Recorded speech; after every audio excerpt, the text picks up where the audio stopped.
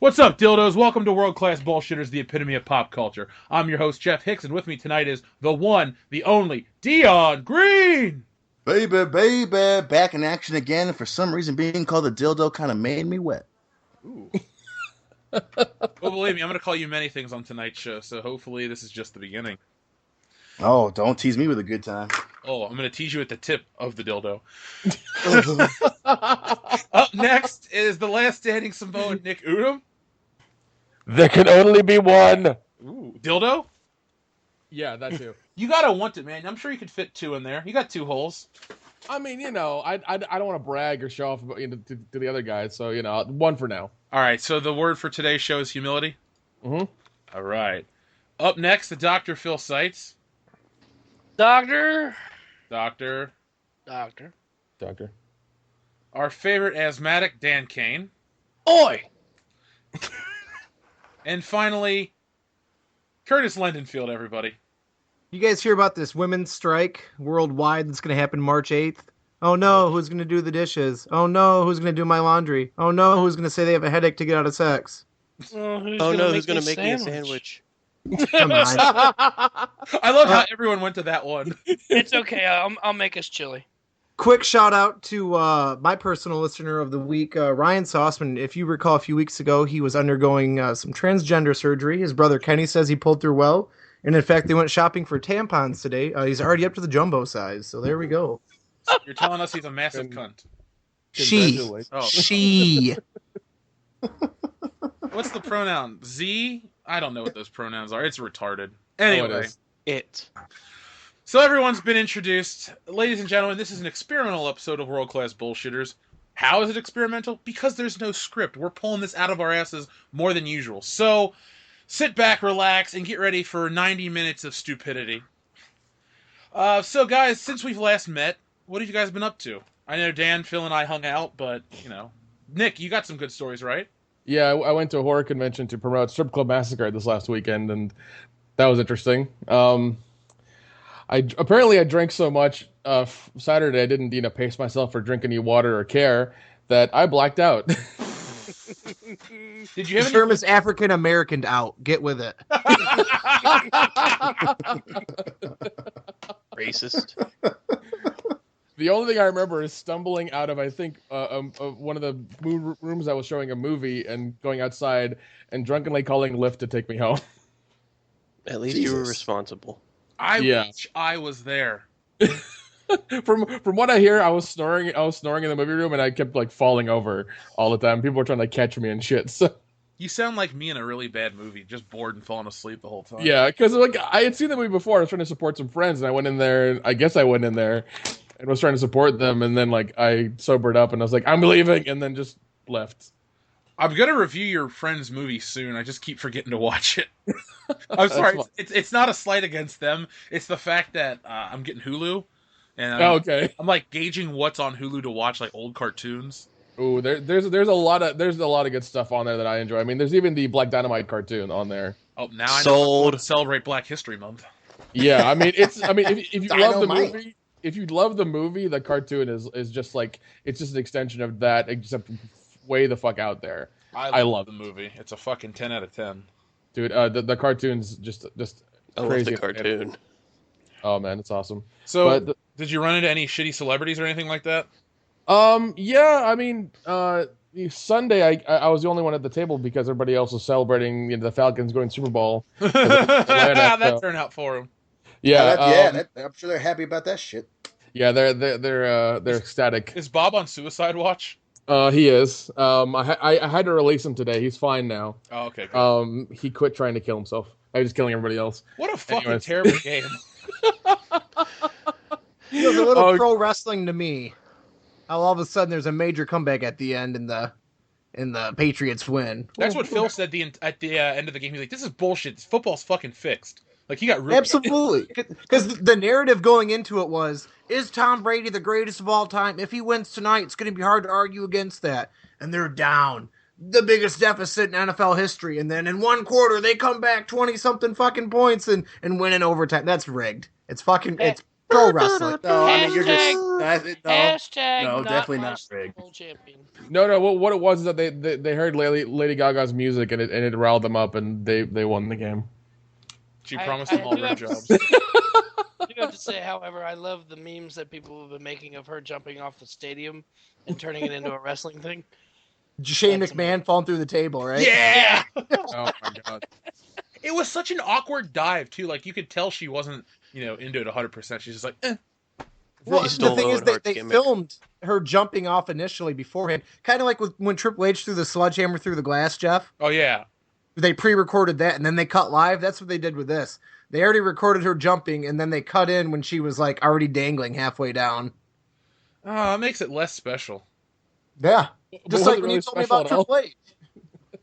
Sorry to ruin your illusion of Triple H. I'm sure you thought he was such a good family man and, behind the scenes good guy. Hate to break it to you. Such a perfect glass repairman. Yeah. Hey, I trust people that throw sledgehammers at others. I trust Triple H to not fuck up wrestling anymore, though. I believe in Harvey Dent. Good. It was a weird Super Bowl. We had so much food for so little people, and then Phil made chili, so that was good. Oh no, it was. I was in a bar with some friends, and everybody was like, "Yeah, we're going to make it. We're going to make it." And then you start seeing. Oh the yeah, we're Patriots come Falcons fans. Yeah, we're Falcons fans. You start seeing the doubt in their eyes as soon as the Patriots start scoring and moving closer, and it was just utter it was terror. Then they were pissed off. It was just a whole thing of emotions, and it was just hilarious at the end to see them all about to fucking riot once the Patriots won. I was gonna say, was there rioting and looting after the game? No. They what I kept hearing is that if they had won, there would have been a parade Tuesday. Thank God, because I don't think I could stand any more traffic. Well, I guess you won. Of all the people in Atlanta, Nick Udum's the only winner, so good job, Nick. You mean Samoa? True. Well, he's currently in Atlanta. He's from Samoa. He comes to visit every once in a while.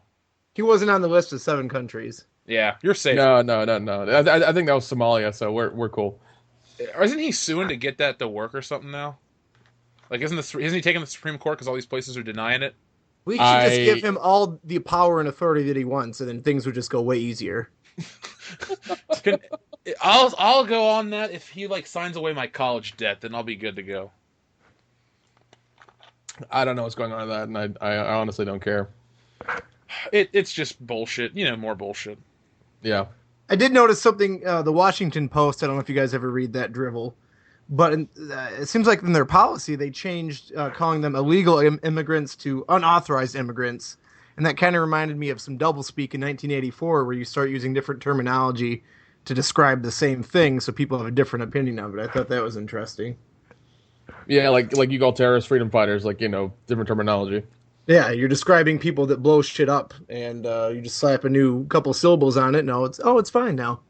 Well, you were talking about the narrative that, I always go on about entertainment-wise. They don't care about the product; they care about the narrative around the product, so people can feel invested. And the narrative in a lot of these newspapers is just bullshit. Yeah, well, by using the term unauthorized, it makes it seem like there's an authority that doesn't want human beings to be here, and that authority is Trump. So it's a very clever switch of terminology. It's just, I hope people see through it, because I guarantee most people won't. I've shut off my brain to a lot of current events right now because I've had some good things happen to me this past week, so I've been focusing on those. Well, what happened? Oh, it's completely shallow, but Dion will appreciate this.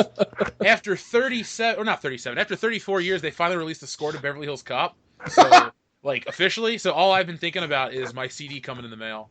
Oh, nice. Yeah, I downloaded a bootleg of it to hold me over, but once the official one's here next week, that's all I'm gonna do is listen to it.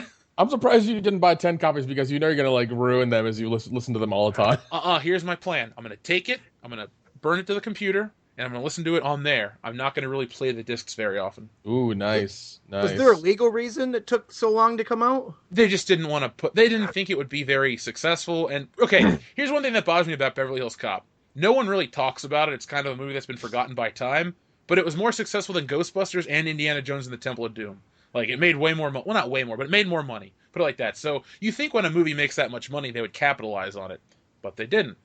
So I read that it took all these years to get the legal things going, and the weird thing is, it's one guy that did all the music, and I've read interviews where he said like, "Oh, they can put it out whenever they want. I don't care." It was just license holders that were stupid. So Yeah, because the company's hold licenses may have gone bankrupt or gone out of business, and it's Universal Music Group oh, well, never and mind then. Paramount Pictures. So Oh well, they're still shit. alive and kicking. They're just dumb. Yeah, I mean they're worried about the next big thing, and they don't want to worry about old stuff, and that's probably what it is. We'll put it like this: they put out a limited run of 3,000, and it's almost completely sold out. So, Jesus. Yeah, I bought number 1 and 2. They didn't put out number 3. Yeah, Damn, dude. Yeah, definitely keep those and keep number 1 in a case. 2 open up and burn to your computer. Don't open number 1. I'm just ready to listen to nothing but Axel F. Which is essentially that whole. Essentially how you already are. But there's no more sound effects in it.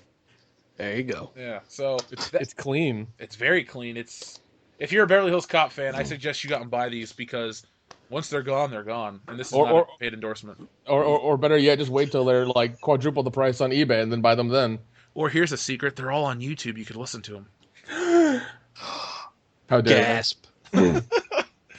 So, Dan, what have you been up to this week? I'll get back to you on that. He was breathing. Yeah, we went to see Wayne's World. That was fun. Oh, nice. Wayne's World, Yeah, party time, excellent. Phil was there. He was Dustin, do you partied like that out, movie? man. I love that movie as a kid. It holds up. Yeah, I'll go back with it with my kids because they're starting to go through all the 80s and 90s comedies, so that'll be on our list.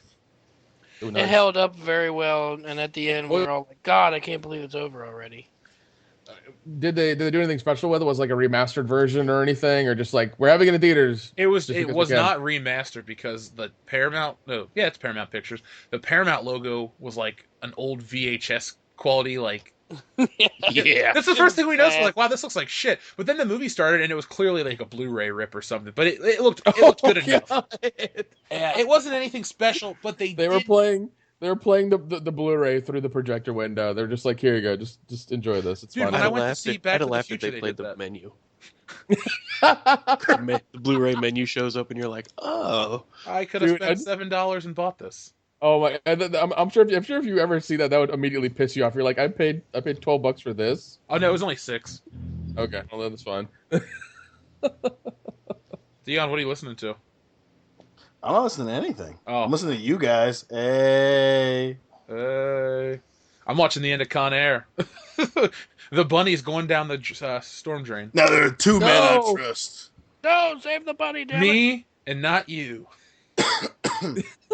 Dion, what have you been up to this week? Literally working, paid rent, so that's nice. You're an adult. Yeah, man, that's pretty much the Adulting. week. Threw it on the ground. Dustin, what have you been up to? Just working, trying to watch a movie each night before bed. Any This Italian past Beaver week- pictures? No, nothing like that. I wish. I did watch Blue is the Warmest Color, and I can say with certainty that what it lacks in penetration, it more than makes up with in underage lesbian scenes. So, That was on Netflix. Yes. yep, still there. Yep, all 3 hours of it. There's only about 4 sex scenes in it, and they progressively get shorter and less hot. But That girl, the one with the blue hair or the weird colored hair, yep, is the newest Bond girl. is she really? Yeah, she's the one that James Bond's going to marry in the storyline. No, she's got those little skin-colored puffy nipples, which I like. So She doesn't get naked in Spectre, but Batista beats her up. good. He doesn't like beat her up. He hits her like twice and he like kicks her. He doesn't beat her up. That, to me, is beating. You don't really... She did like the stereotypical female, oh, the one hit and I'm down and out for the count. Oh, it should be. Yeah, Bond I movies don't make the women superheroes, which is fine. That's how real life is, you know. If a 6'8", 300-pound dude hits you in the chest and you weigh 100 pounds, you're gonna go down. Yeah. Ooh, bold. I also watched Monsters, which was one of Gareth Edwards' earlier films. I suggest if you guys have a chance, check that out. It's interesting. It's not like you expect. And then I revisited an old favorite, V for Vendetta. I'm assuming all you guys have seen it. Indeed. I haven't would- seen it in a while. Do you guys like it? I love that Oh yeah, I movie. love it. Yeah. I don't. It was okay. I don't want to kill your story, Buzz. So keep going. No. I bring that up because it inspired me to write my own little poem based off that movie. If you guys would indulge me.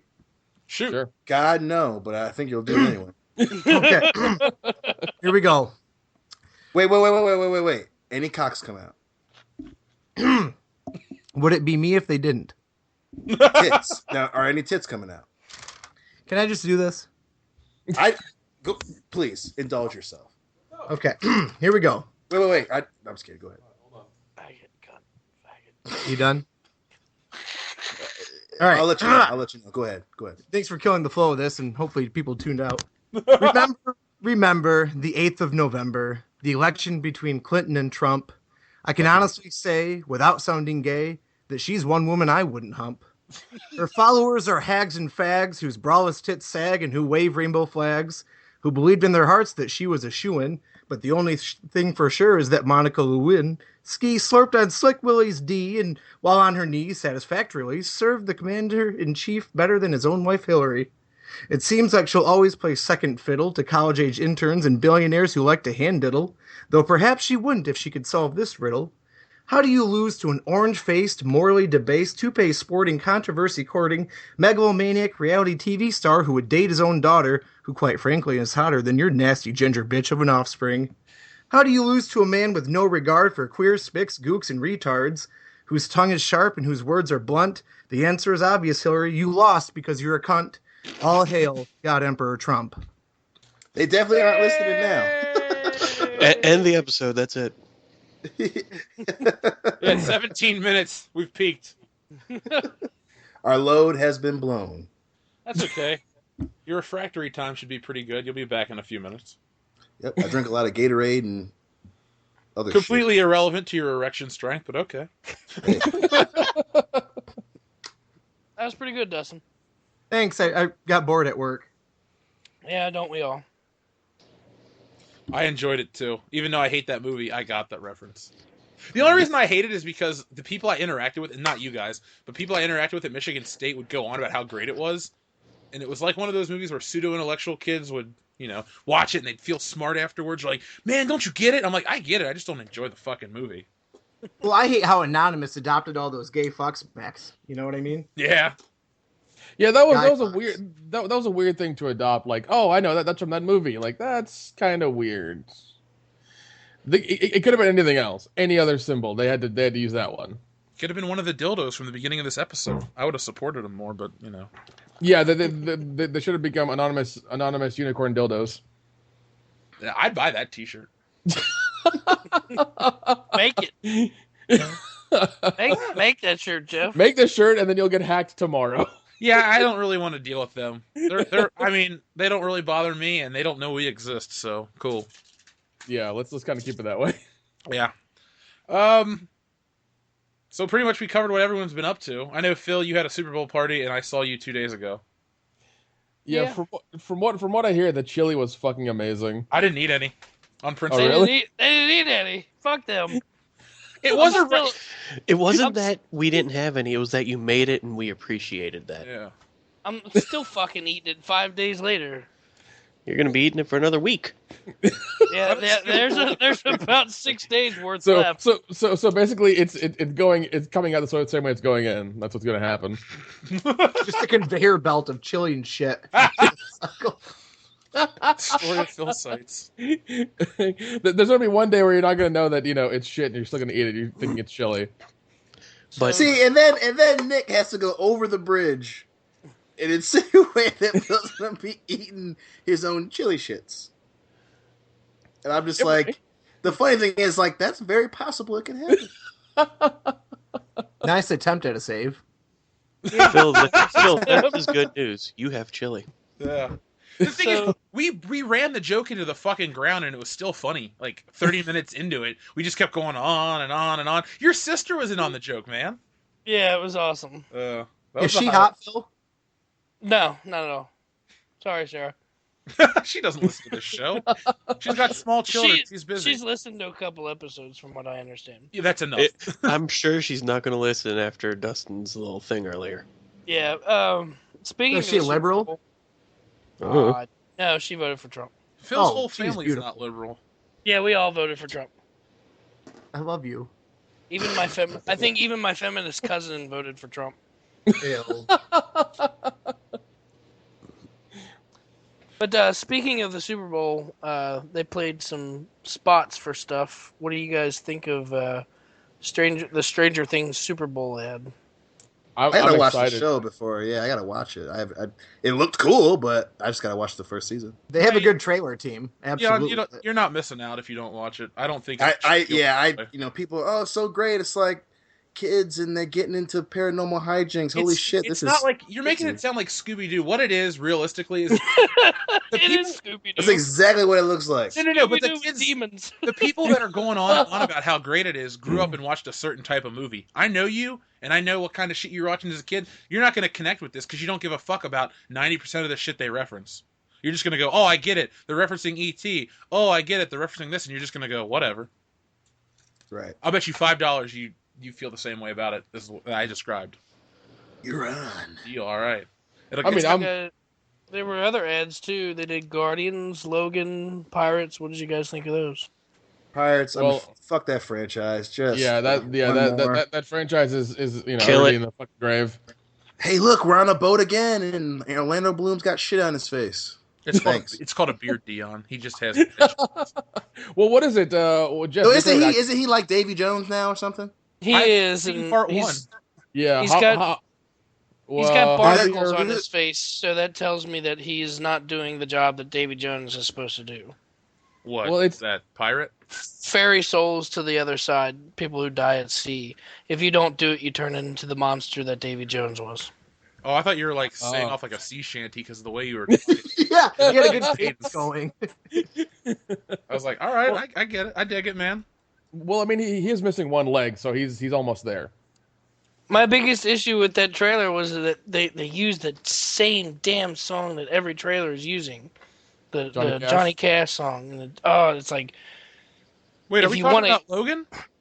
No, I'm talking about Pirates. They used the Johnny Cash. What Johnny song? Cash on it? They use? Yeah, They use the Johnny they did. That's Logan. Oh, No, they used Ain't No Grave Can Hold His Body Down. that's for Logan too. Yeah, that was in Yeah, Logan. I know, Well, that's what I'm saying. no. But during the Logan Everybody's using trailer, that fucking song. no, but during the Logan trailer for the Super Bowl, Logan did not use that song. Pirates No, did. Pirates only did, used yeah. Yeah. Okay. Logan only And used that in Logan the first- used the song "Hurt," not "Ain't No Grave." Oh, Ain't yeah. No Grave "Ain't No Grave" is what Undertaker came out to when he fought Right, Shawn yeah, Michaels. yeah. No, I thought he came out to that at WrestleMania 27 when he fought Triple H. Could be. It was Triple H. That's it. It's Triple H.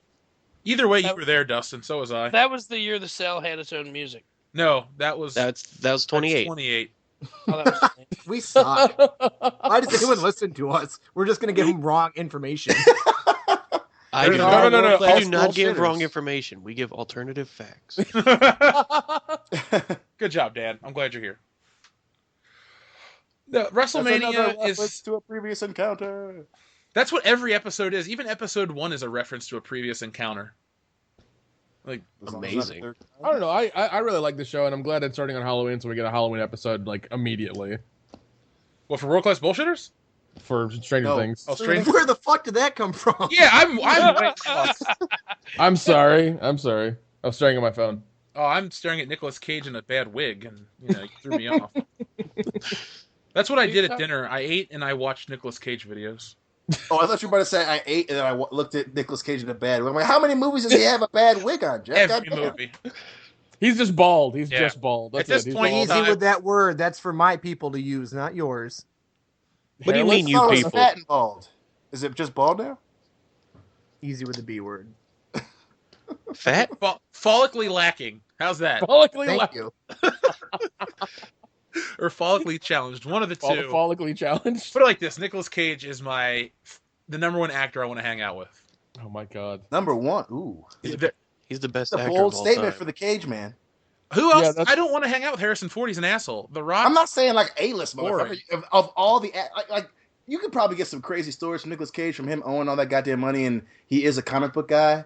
But I don't feel like he has as many stories as some other. It's not Crazy. about the stories though. I want to learn his method.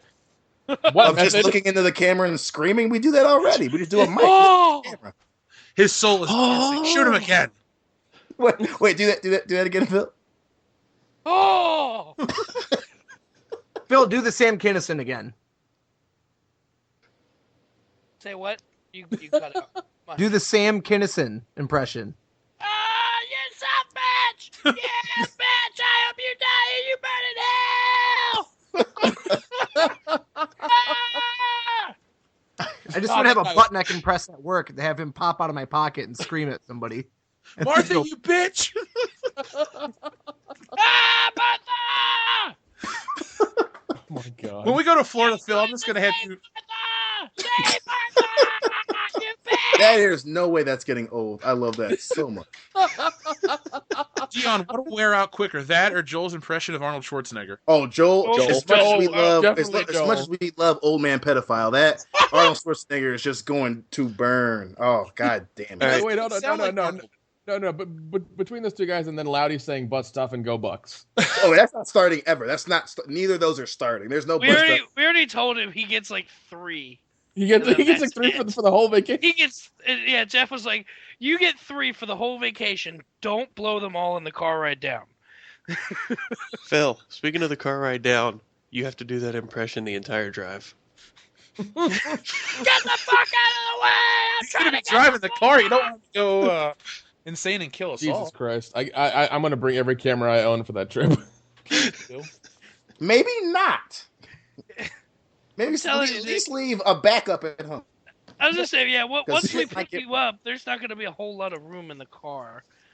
But Nick's not bringing giant cameras. No, I'm not. I'm not bringing like a red with like a fucking mat box and everything. I know. I'm Jesus. saying bring something that can withstand being dropped. Because if you get as bad as apparently you, because you can't go to movies, I guess anymore without getting blackout white girl wasted again, and combine that with how first white of girl all, no. wasted you get on the First drunk of all, commentary.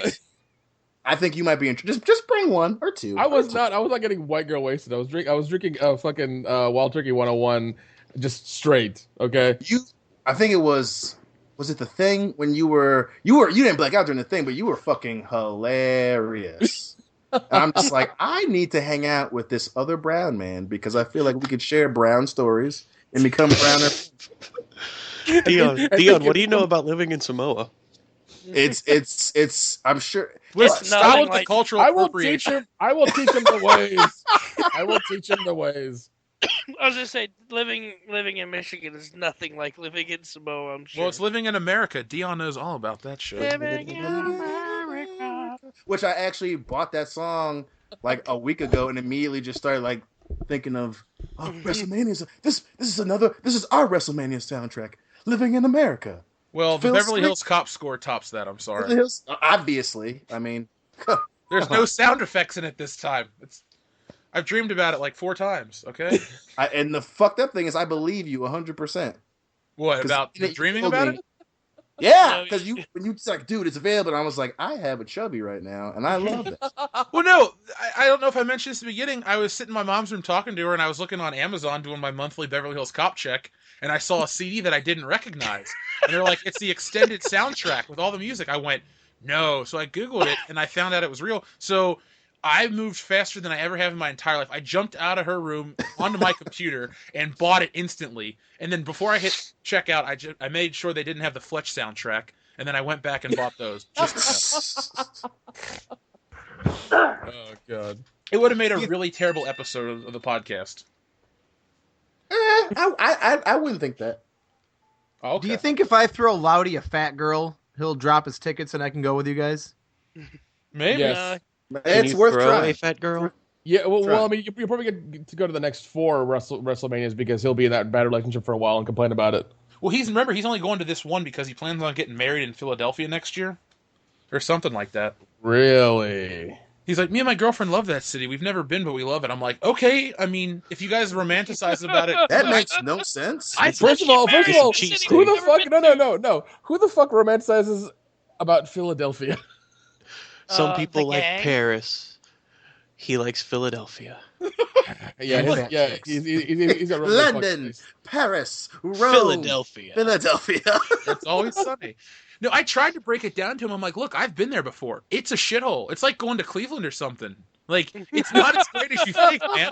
He's like, I don't care. Me and my girlfriend love it. I'm like, Okay, you're gonna get there and you're gonna realize it's just like any other major American city. The people in the city are dicks. The people in the suburbs are okay, and that's it. It's then not you get gonna, shot. You might get shot. Watch Sunny in Philadelphia. Most of the people on that show are dicks. And most of that show's filmed in California. I know. So maybe close enough. Maybe he'll get real lucky and he'll get shot. So that'll be fine. Oh, that's mean. I would sacrifice a dog to make that happen. I want to see how dark we can take this episode. Oh God! Let me get ready. I was in a good mood. Dion's like, no, I'm not gonna deal with this right now. Do you not want us to go any darker than you? Maybe a shade, because I'm like milky chocolatey dark. Maybe I'm thinking about going Wesley Snipes, man. That's too dark. I can't do it with the darkest Negro on the planet. All right, Passenger 57. Always bet on black. Yeah, that's actually a really good line. I love it, and we all know that Phil probably hasn't seen that movie. True. He also has a copy of Beverly Hills Cop on Blu-ray that he's never opened. I haven't opened it because it's on Netflix. I can watch it on Netflix. Wait, that's without getting off the couch to put it in the fucking player. Oh, I'm sorry. You got to walk 3 feet, open it, and then Christmas. fucking put it in the PlayStation or whatever you have. Real fucking Phil, complicated. Phil, you win the argument. You made chili. That he's still eating right now. Yeah, I might come over and grab a bowl for lunch tomorrow. I got pizza. I'm good. Oh yeah, you still have all that. You spent $90 on pizza. Yeah, and you know what? I just spent another $50 tonight. What did you guys get? On Jesus. pizza? Yeah. No, just Yeah, in of course you general. wish I was gone, asshole. I'll buy a pizza. Yeah. Not one goddamn slice passed through that fucking door. But now, next week, oh shit, man, I spent $90. Pat myself on the fucking back. I can't breathe. Oh, fuck you. I did complain about that. I said we have more people for the Rumble, but less food. And we have 5 people for the Super Bowl, and there's food for 15. We had 4 pounds of wings that were marinated in Frank's Red Hot and rolled. And now you're just making Dion mad. There were 4 stuffed crust pizzas, Oh my order God. of bread, cheesy bread, a big old cookie, a crock pot of chili. Who made the chili? I did. It was delicious, by the way. A crave case. A crave Apparently case. it isn't because nobody ate the fucking shit. And 2 big containers. There was a big bowl of buffalo chicken dip and 2 big containers of pigs in a blanket. And then like 20 bags of chips. Back in Jesus. Dion's mind. That's terrible. And Dion, there was a lot of beer left. Yeah, there was a lot of beer. That's my favorite part when you leave Phil's house is you go to the fridge and grab your beer. Like, the first time you left there, you got a garbage bag filled it with all those bottles of Miller. That's why I was like, shit, I can drink this at home. I ain't leaving this shit here. Oh, of course, I don't blame you for taking it, but I love how you just grab the biggest garbage bag possible and fill it with those shitty aluminum bottles. You're like, this is the most important part. Fuck my shorts. I'll leave those 4 times over, but I gotta take this fucking beer. Phil can have the shorts. I'm taking the beer. Beer. True story. So, they announced Netflix release schedule for the first half of the year. Like, Woo. original series? Yep. I care about none of it. When is Orange is the New Black coming out so I can not watch it? June the 9th. Oh, okay. Let's not watch it. House of Cards is May 30th. That's I thought that season was over. 5. Yeah, same here. Joe says it's. My brother-in-law watches it. He says it's a really good show. I like. I watched the first 2 seasons. It was really good. I haven't watched it since. Kevin Spacey kills a chick. That was cool. Ooh. Season 3 of Chef's Table is February 17th. I don't know what the fuck that is. Talk Yeah, about I don't important either. shows. Season 3 of Grace and Frankie is March 24th. The interesting part was the video for it was just a bunch of vibrators that spelled out March 24th. That's hilarious. That is very And they were- interesting. They were all running too. I cannot wait to not watch that. Season premiere or series premiere of Bill Nye Saves the World, April 21st. Fuck Sweet. yeah. Nick will watch that. I'll watch that. The I one might we're do. all looking forward to, Marvel's Iron Fist, is March 17th. Yeah. Nice. Show Trailer looked called- okay. I was kind of disappointed with it. How are you disappointed? Like, it just, I was expecting, like, it was. I don't know, man. Like it just, oh, the boy is gone, he's back, and his parents are dead, and then it's, what are you? And I'm just He's like, Batman. nothing Yeah, but it's separated like it from It's Batman Begins, the TV series. nothing separated it from every other trailer. And it's just like, god damn it. Trailer-wise, I wasn't... Here's the thing, when I watched the trailer, I went, oh, I can't wait for the hallway fight scene, because that's going to fucking happen. And then Right. the part that I liked the most was Rosario Dawson, because I'm like, she is the thread that connects everything together. Well, I like that they showed the little Chinese lady too. And I was like, yeah. That's cool. But I was like, you guys could show him actually, like, maybe show something, some type of suit or something, man. He's like, not going to wear a suit. And he's Ever. not. Ever. That's his outfit. He's not, because they released an image of the Defenders on Entertainment Weekly a few weeks back, and he does not wear a Was it suit. the one with them on the back of the truck or the one in their suits? Everyone was in a costume except him. He doesn't have a suit. Okay. I just saw the one where they're sitting on the back of the truck. It would be Yeah, kind he's of a- odd for him to wear like a green body stocking with gold slippers and a sash. Well, obviously they're going to adapt it. Daredevil was in an all red spandex leather suit. They made it look That's different. kind of It's not what going to be a he green looked sash. awesome. He looked awesome though at the end of the season 1 Daredevil suit. Oh, for sure. That was, I think, the best. That was awesome. That was the best Daredevil. Yeah, they're not going to put a scarf on his head. I just like when he got shot in the head by the fucking Punisher. That was awesome. Yeah, and he was on that roof for the whole episode. Mm-hmm. It's a great show. I wish sick. they would announce when season 3's coming out. That's what I give a fuck about. I from know, what I actually read it's 2018. Wow. So I have to sit through bullshit like Santa Clarita Diet, but I can't watch Daredevil. Jesus Fuck you, Christ! Netflix. As soon as I heard the dialogue for that show, the first episode, I was like, nope, this show's gonna suck. I just wanted them to tell why she's a fucking zombie. And Yeah. Oh, okay. Anyway, Dion had a stroke telling us about Drew Barrymore and her old ass. no, my connection's all weird. So if I break up, so it's kind of like, oh fuck. But just I wanted to say, fuck you and Nick for making me watch that. Number one. We live 300 and 800 miles away from you, respectively. No one made you watch the show. I still fucking hate for making me There watch was that shit. no But gun bad, dude. Wait, hold on. So what you're saying is I put a gun to your head and made you watch the show. Is that what you're It's a saying? big ass fucking yes, gun. metaphorical gun through the internet. You implied it with your opinion, and I was like, "Fuck! If I don't watch this, then they're gonna talk about it." I'm gonna be like, "What are you talking about, guys?" Oh no! And then I watched it, and I fucking regretted it. But I will say, Exactly. All right. Thanks, Dion. Good. Anyway, let's get into the news segment this week. We're just rambling on for 40 minutes. So, Phil, what do you got for news besides your Netflix list? That was it. I'm not. There's more, but there's nothing. Relevant? Yeah, there's a show called Dear White People. Fuck that. It premieres on April 28th, and a feminist show called Girl Boss. So, The thing Oh is, wait. What is it called again? Girl Boss. Oh, okay. does she only make 70 cents on the dollar? That's Sorry, that was really mean. Nick, what do you got? My movie's coming out, premiering at the Atlanta Plaza Theater, March 18th. Please buy tickets and come watch it. That's my news. We'll all be there. Yeah, most of us will be there. So, There you go. if you want to meet the world-class bullshitters in person, Nick, myself, Dan, and Dr. Phil will all be there. So, we'll try to get matching shirts or something.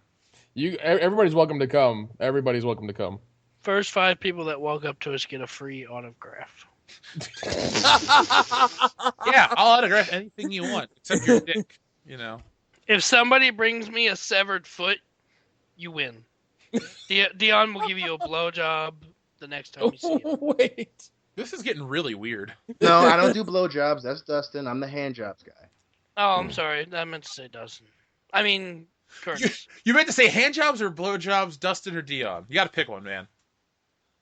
Everything. Yeah, he hasn't had his shot today. He's all kerfuffled. Oh, okay. Jeff will watch La La Land again. Oh God, no. Like hell, I will.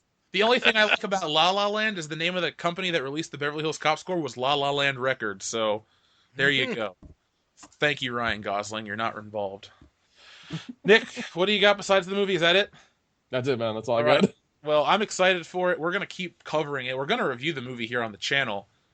Oh God, I want drunkenly. to do drunken commentary for it so bad. It's gonna be fucking horrible. I'll make a deal with you. We'll do a drunken commentary with everybody, and then you and I are gonna do a drunken commentary where you tell me about the technical aspects of the movie. Oh God, it's gonna just be me telling you all the shit that went wrong and who's an asshole and who's real nice. All you're going to hear is him pouring another drink. What went wrong here? Silence. That's all it's gonna be. Dion, do you have anything? Just only a couple things. One was Call of Duty apparently is going to take it back to its roots because Infinite Warfare is not selling as much as they thought it was going to. What? Are you telling me this is bullshit, man? That's the number one game in the world. It's crazy, right? Who'd have thought? Just the concept of just taking it to space would suck. No one's ever done that before. Jason. Come on, man. I mean, Jason Leprechaun X in is not garbage. space was an epic concept. I loved it. What's crazier, Leprechaun in space or Leprechaun in the Hood? Ooh, Leprechaun in Hood because it's hilarious and it's just a bunch of black dudes running around getting killed by a midget leprechaun. I did Great. like that movie, and there's a scene where he gets killed, or he kills someone with a golden pick to the throat. So Yes. And then when he puts the glasses on at the end and he starts rapping or doing like his little rhyme thing with a beat, I'm just like, this is so bad, but it's just so delightful. I was at Toast House when I saw that. Ugh. I'm sorry. Yeah, I played a little bit of that game. It felt a lot like Halo and very little like Call of Duty. So nobody wins. Yeah. Okay. It was bad.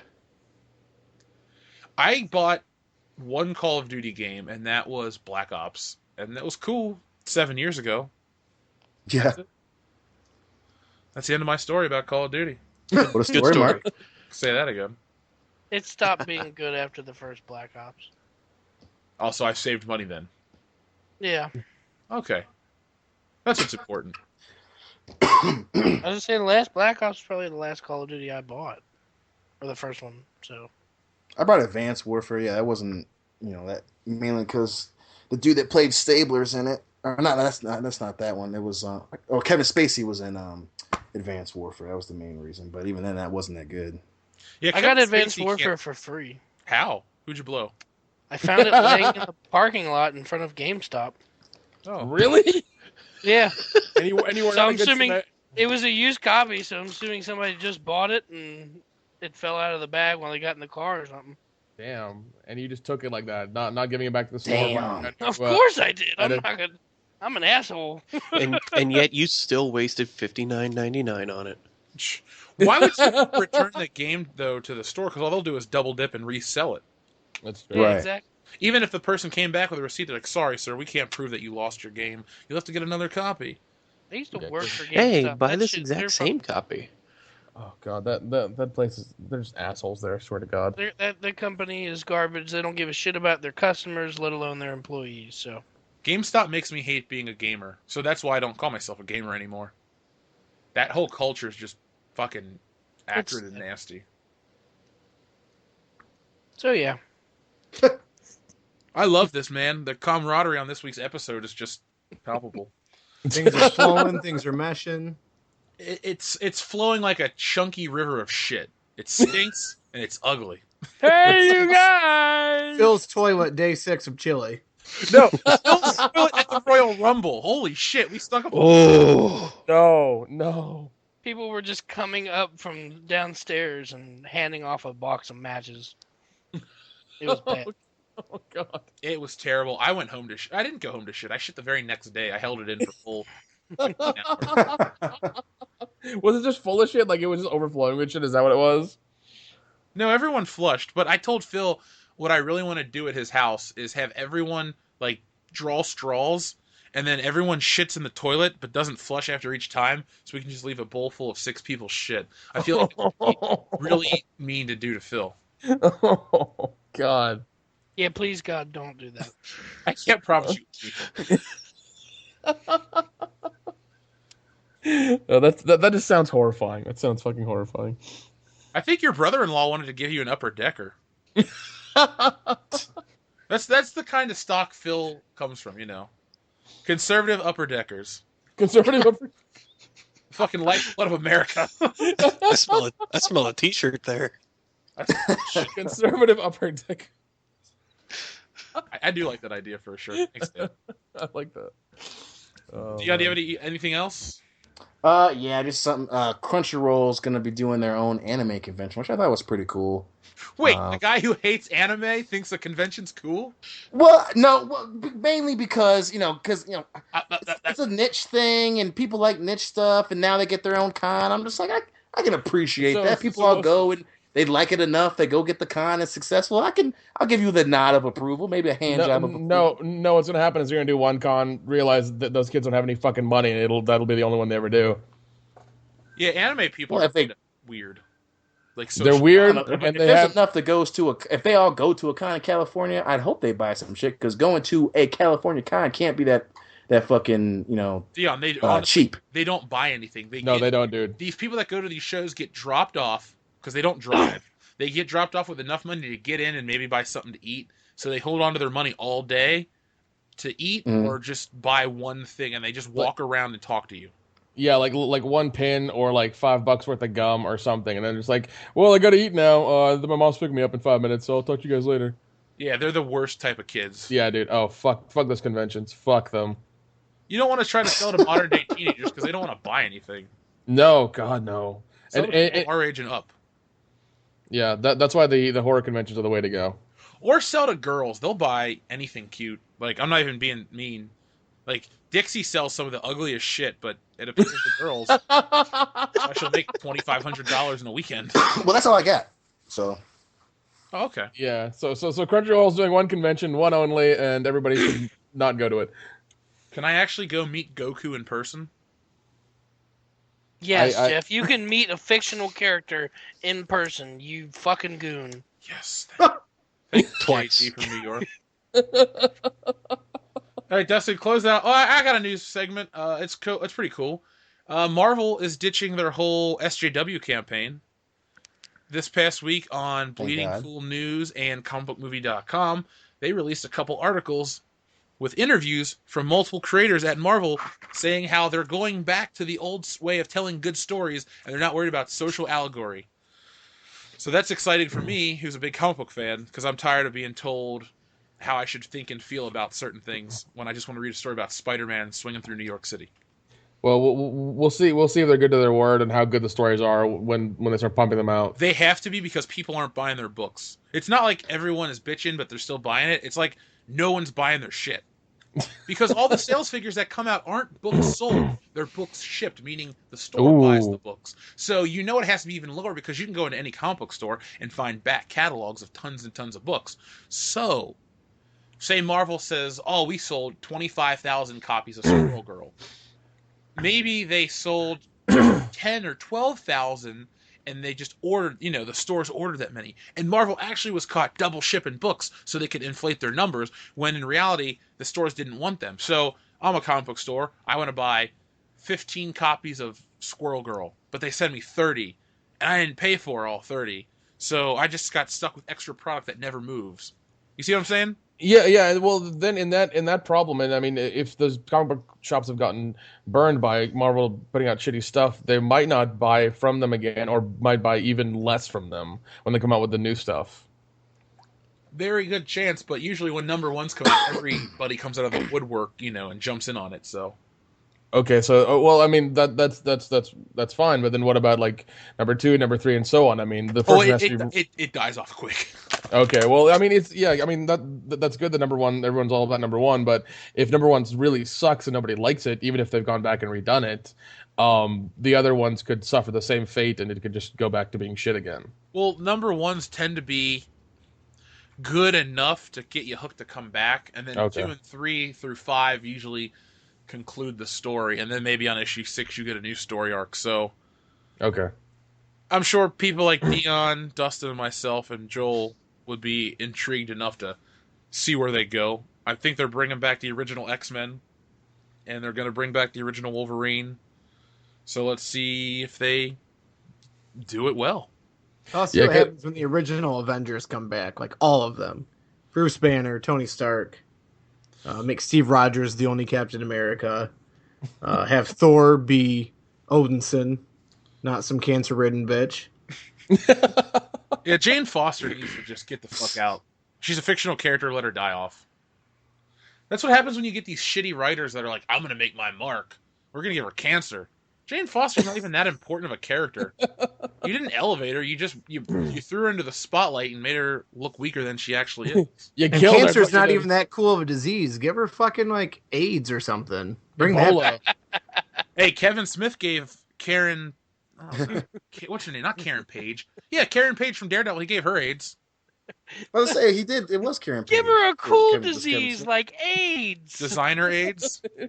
Well, I mean, I'm a child of the '90s. AIDS used to be a big deal. Now, like, I bring it back. Fucking reboot AIDS. Reboot AIDS. Oh god damn. Fuck syphilis and cancer. Give her AIDS. Folks, if you're listening at home, I would love to see some hashtag reboot AIDS.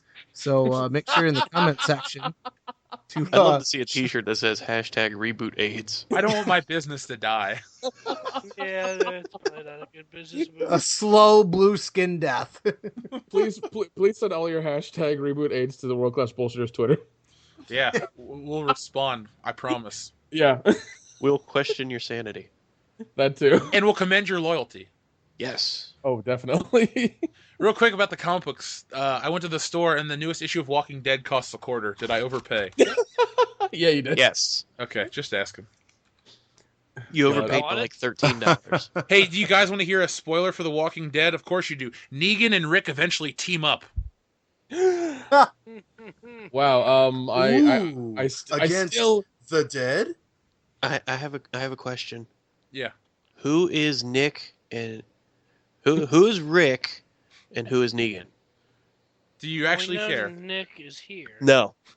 Well, to answer your question anyway, Rick is the main guy of the show with the beard and the shitty accent that goes, Coral! And Negan is Javier Bardem Morgan with the baseball bat. And a Spanish accent, apparently. Olay. You know, they're both doing incredibly well. One's a fucking undead pirate and one's a piece of shit. Like, either way, they're getting work.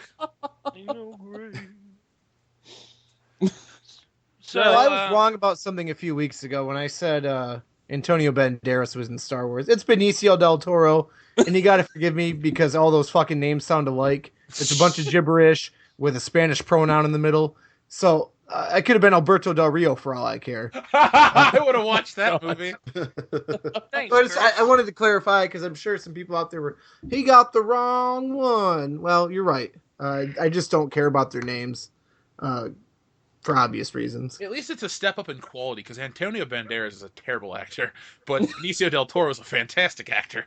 Well, Hey, the rumor balding now, there's a Antonio theory out. Banderas running around in Expendables 3 was hilarious. It was horrible, but it was hilarious. It was, but Benicio del Toro in Sin City as Jackie Boy was fucking awesome. That's What What a Agreed. piece of shit. Agreed.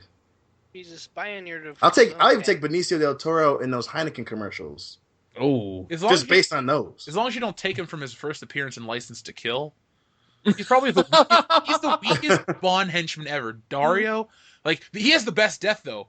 You know, Jaws doesn't die. Oddjob gets electrocuted. So and so gets blown up. No, he gets fed into a cocaine crusher, and it shows it. He gets fed legs first, oh my and god! he bleeds onto the camera. It's fucked up, but it's cool.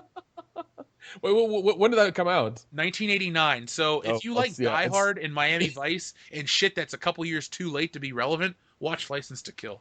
Okay, so it's very 80s then. Gotcha. It's the shittiest Bond movie, I think, of the 80s. No. What? Moonraker? Moonraker's 79, and I think Moonraker is, it's, okay, Diamonds Are Forever, Moonraker, Octopussy, License to Kill, Die Another Day, and Quantum of Solace are all terrible. Oh, and You Only Live Twice is pretty shitty, too. If you're a listener and you consider any one of those Bond movies your favorite, please reassess your entire life. And then reboot AIDS and give it to yourself. That sounds like something Blofeld would do. I dig the hashtag now. The rumor is that Benicio del Toro is Ray's dad. That's the character that he'll be playing, supposedly. So she's half Mexican? Well, the Basically. theory, the Tumblr theory or whatever fucking millennial social media platform theory right now is that Tumblr. Ezra from the fucking Rebels show has Rey, has to give her up when Snoke and whatever fucking thing happens, and that now Benicio del Toro is Ezra after he turned to the dark side and gave his daughter up, or something stupid like When that. did Star Wars become a fucking soap opera? Like at least, like the original was basic. Han and Leia liked each other, and then Luke and Vader had their thing, and you found out they're related. That's it. It's not like, hey, we fucked, we hid, blah blah blah. It's stupid. It's like repeating itself now. Bad Because storytelling. That's all they can do because it's all Didn't- just a remake and a reboot. That's all it is. But didn't you know Mexicans have many, many midichlorians? Oh God. I bet they all fit in one van. But One escape pod. An escape pod. so that show that I mentioned, Dear White People, Yeah. apparently it's causing many Netflix subscribers, even though it's not out yet, they're calling for a boycott of Netflix. An Epcot of Netflix. Sorry. I'm sorry. I saw the Get trailer out. for it. If I Because Dion, if I get that- out, this show just stops recording. so I mean, After that joke, there's one guy that Oh, posted damn. on Twitter, Netflix announced a new anti-white show, Dear White People, that promotes white genocide. I canceled my account. You should do the same. Hashtag not my Netflix. Oh, somebody. I saw the trailer. I'm sorry. To me, that sounds like a troll. I don't know why that's news. It sounds like a troll. I saw the Nobody's- trailer for the show, and I started laughing in the last 5 seconds when all the white people were wearing blackface. I refuse to watch it because I'm half white, and I'm like, this is retarded. It was a great episode. Well, of they made Seinfeld. it. They made it. There was a movie made about it. But I guess the movie got a show, so they're doing that. But I love how just from the name, people are just like, "Oh fuck it, I just don't like it." It's like, give it an episode and then. But Nick, fucking it's not that they comment. don't like it. It's a double standard. You can't have anything that says "Dear Negroes" because it would be like, "Holy shit, you're fucking Hitler." Well, It'd be there's like, a movie called Not My Negro. yeah, but that's It's up for an Oscar. It better win. it has to be up for an Oscar. It's the way they're apologizing for the title. No, but it's. I think people are upset with the double standard, not so much like "Dear White People." It's just like there's a stupid double standard in entertainment. Well, yeah, that's true. But this person was clearly said white genocide, and they're upset about the title. Like that's what it sounds like, because apparently it promotes white genocide.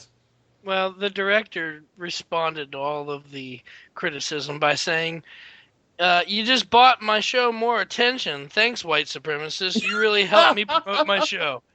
I'm a little grateful, I guess, to the insanity. ... You know what's going to be really funny is if these people actually go through with dropping their Netflix subscriptions, and Netflix goes, "Oh wow, maybe we should bye." stop trying to get too political and just entertain people." That's how I lost interest in Orange Is the New Black. It turned to this whole Black Lives Matter movement in the show. I was cool with whatever else was going on, but I'm like, come on, that's too on the nose. Plus, these women have been in jail for so long. Like, how are they getting involved with shit that's not even like reaching them on a societal level? So I think I had more problem with the anachronism aspect of them being involved with that movement, not so much the movement.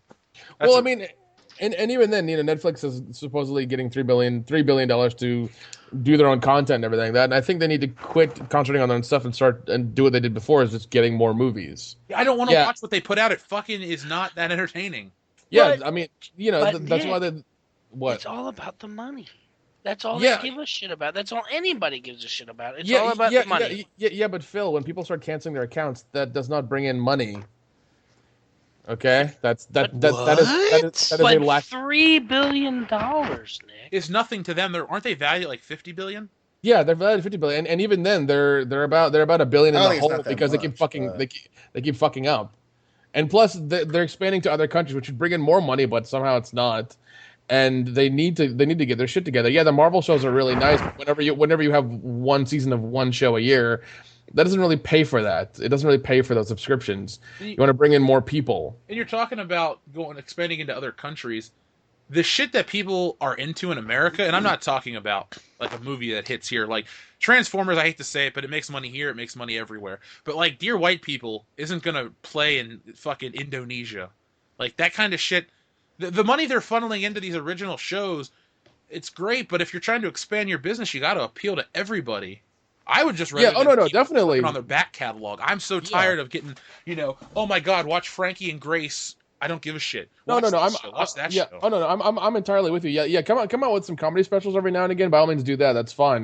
Those are easy to make, easy to pay for, easy to produce. That's fine. But when you start getting political and all this other bullshit, and your shows start going downhill in like the third or fourth season, everybody knows it. Quit fucking spending your money there, because they've gone from 15,000 movies in 2012 to only 5,000 now. And we're still paying in fact, we're paying more now than we did before. So they need to quit this bullshit and get more fucking movies on their platform. Yeah, and it's nice that Netflix has like obscure shit. But what I really liked most about Netflix is going on there and like, oh my God, they got every season of, I don't know, Spider-Man from when we were a kid. That's not on DVD. I'll watch it. Or they got, a bunch of great 80s movies and shit like that I can't find on Blu-ray yet, but they got it in high def somehow. Like, that's the kind of shit I put want. On there? What? Every season of Whose Line Is It Anyway? I'd watch the shit out of that. Oh, yeah, dude. Funny fucking show. I just want a back catalog of stuff because it's not on YouTube anymore. Just show good quality stuff that was awesome. I don't care about their new shit. The Strain, or not The Strain. What was that show where they were all SFX. No, there was a show where all these kids survived a fucking like biological attack because they were under 21 years of age or something. That was the dumbest fucking show I've ever seen in my life. Seriously, and it's like a post-apocalyptic tween show, but it's not for tweens. So funny you can't remember the name. All I know is it had that stupid girl from Nickelodeon on it. There's a lot of those. I'm about to say, I was like, yeah. She was blonde and she's younger than Amanda Bynes. Oh God damn it! I wish it was Amanda. I remember Amanda Bynes. Amanda, please. That was a good show. Dustin or Curtis. Yeah. I'm sorry, but the appeals court rules 3-0 against Trump's travel ban. Well, nuke him. Jesus. Class of Nukem High. Trump says, "I'll see you in court." Get fired. That'd be weird. The president showing up in court. Oh God. Well, all I'd be doing is tweeting. That's it. This is Fuck so you, bullshit. Rose. Fuck you, Rose. This is sad. So sad. God damn, my daughter's hot. God damn it. Well, Okay, I recited my poem to my wife before the show started just to see if I had the cadence down. And the point about Donald Trump saying his daughter is hot and he would date her, my wife, and this is how cool she is or brainwashed, said, "I like how honest he is." And I thought, you're my kind of gal. oh my God. She wasn't disgusted or put off or anything. She goes, "I respect his honesty." I'm gonna go with brainwashed. Well, if she can go for Donald Trump, man, we all got a fucking chance. Well, that's what I'm saying. Like, he's basically rich me. So He's basically rich. I don't think you would live to be that old if you had that much money. no, there would be a swimming pool of cocaine, and I would be gone within 3 hours. Let's be honest. And I would be there to vacuum up that cocaine, package it, sell it, and then retire on the body of my dead friend. Good deal. As long as you buy my favorite kid toys with some of that money, like I don't care. Your favorite kid? Oh, it's me. I buy toys for myself all the time. I'm just gonna hook them up, whatever they want. No, not them. I said him. Oh, the first one? Yeah. All right, he can get whatever he wants. What does he like? He's way into video games. Fuck the other kids, but he's way into video games. He's not getting a Nintendo Switch. No, God, no. Who the fuck wants one of those, honestly? Phil? No, I actually don't. Have you taken your pre-order out? Have you got the money back? No, I'm going to sell it. You're gonna buy it and then sell it because nobody wants it. He's gonna buy it, open it, and play it, and fucking pretend like he doesn't because he knows we'll make fun of him. And then keep it. I actually may already have a buyer. For how much? The exact same price or more? $400. Okay. It's $100 profit. I hope, against all hope, that it flops and everyone can find it at their corner Walgreens. That's the worst like, made up fuck. shit. What's made up shit, Dion? That Phil is a buyer. Oh, I thought you were talking about me hoping against hope that it flops. I'm like, why would I make that up? Oh no, it's gonna flop. It's just, I mean, that's gonna happen. Question my goddamn validity. or invalidity. You know what's fucking hard to find is the You piece PlayStation of shit. VR. I'd never seen that in person, just the carrying case. No, I fucking my friend. I was trying to convince him to get it so we could all take turns watching porn and playing Resident Evil, and he's like, "No, man, I've been looking every day and I can't find him." I'm like, fuck you, because this guy's he lies a lot of bit. Is it boot? And so I looked it up myself on GameStop and Walmart and stuff, and there was like not one. The closest one was in Georgia. I put in my fucking zip code and it said the closest one is in Georgia. Nick, Well, Nick, yeah. Tell me the address. I'll go get it right now. I almost want to buy one and test it out and be like, hey, man, it's as good as you wished it would be. Well, because everyone says Resident Evil 7 is just like an incredible experience on that system. So I would buy that game and play the shit out of it. Problem is I can't because there's like I gotta fucking go like 8 states down. It's not worth it. Or I could buy it. You give me the money, I can mail it to you. Not a bad idea. Yeah. It's called being a friend. Okay. I've never had one. He won't even charge you $100. Yeah. I want the PSVR to catch on enough that they do like first-person shooters in those, because I'd love to play like a James Bond game with PSVR. Yeah, I know. What is it? Star Wars Battlefront has a VR flying game in it that you could play. Yeah, that TIE Fighter. I want to try the TIE Fighter one out. Yeah, they're X-Wing, sorry. Oh, I want to be in the Millennium Falcon and have it break down on you, and then you die. that's very specific. Or the Ganja Club boards your ship and a bunch of The Ganja Club? What? squishy things with tentacles roll around and eat you. Was that an they episode had 7 the team- reference? Yeah, I'm They had a sorry. team from the Raid as those guys, and they wasted them in that piece of shit scene. God damn it. And so fucking Dustin apologized. Hey, speaking of Star Wars, I read a comic book that you guys probably have heard of called Star Wars Infinites. Oh, Yep. I have that. Yeah. It tells the alternate take of Star Wars movies.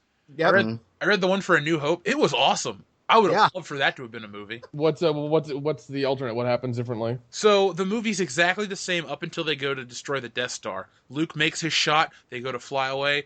Oh, but the proton torpedo has an electrical malfunction and it doesn't work. So the Death Star chases them down. Luke and Han go on the run. The Death Star goes to Yavin 4. They kidnap Princess Leia and C-3PO and they start killing people. They take her to Coruscant, and Luke and Han go to Dagobah. And Han's there for a little while hanging out, and then he decides to leave, and the story fast forwards 5 years later. Luke is a Jedi. He's wearing the outfit just from Return of the Jedi and everything, and Leia's been trained as a Sith. Oh. And Han comes back for him, and Yoda's like, if you want to repay me for what I've done, just take me on your ship. So they fly to Coruscant together. No, they fly to the Death Star. Yoda uses the Jedi mind trick on everybody in the fucking Death Star to get to Grand Moff Tarkin. And Han and Luke go to Coruscant to rescue Princess Leia and, I guess, kill Darth Vader is the plan? I don't remember exactly the plan. But either way, they go to fight. Luke and Leia fight. Vader's there. Han gets held hostage by C-3PO. What? Yeah, it's kind of weird. C-3PO's got a gun and shit. It's pretty What? funny. So he's not a little bitch anymore. That's good. No, he's not a little bitch. He's been reprogrammed to be a massive asshole. But on the Death Star, Yoda's like, let's test out your super weapon. They start destroying Star Destroyers and everything with this, and then he blows up the Death Star from the inside, and Han and Luke rescue Leia, and it's a great story. You should check it out. I'm confused. That sounds pretty exciting, actually. Like, that sounds really fun. It was. I was hooked the whole time. I go, what's going to happen next? I might actually have to get into that. That sounds amazing. And nobody loses a hand. Aw, well, that. Damn it. Well, the thing is, there's Star Wars Infinites for each movie. There's an Empire and a Return of the Jedi story, and they don't connect.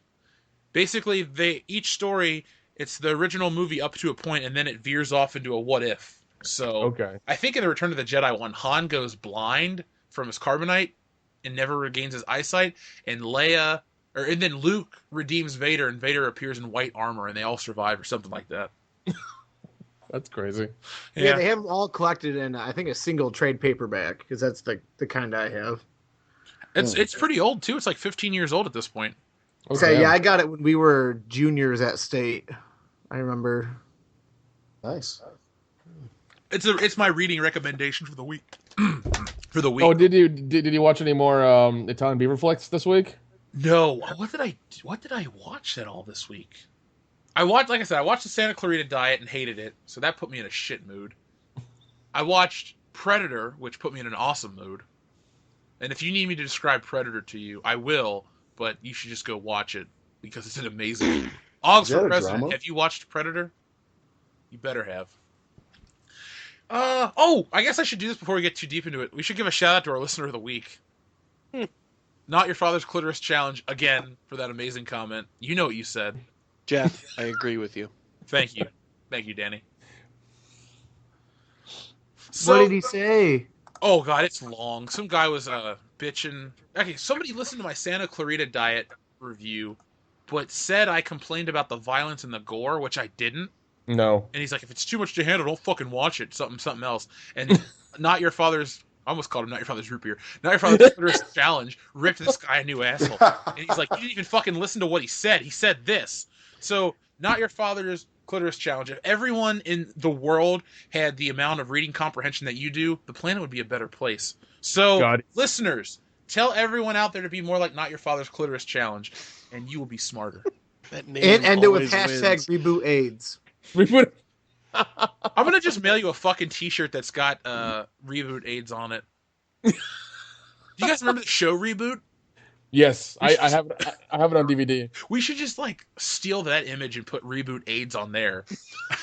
I'm sure that would catch on to my 90s group. Oh, definitely. Also, the creator of that show might sue us, but whatever. At least it's more publicity. Yeah, fuck him. He's not even relevant anymore. No, he isn't. Fuck you, Bob. Actually, the character's name is Bob. So we're looking at your Santa Clarita Diet video right now, and there's a lot of people talking about dear white people on here. Oh, God. And then Token Row 669 said, stop crying, some white people are too sensitive. Hey, joke's on you. I'm not white. Do you want me to read the comment? Because I think I have found it. Okay, read the original comment and then Not Your Father's Clitoris Challenge. The original comment. Who's Jeff? Whoever wants to cry, stop, I'm sorry. It's just a show. Don't watch if you can't take seeing fake vomit and fake blood. That's from Token Row 669 cunt.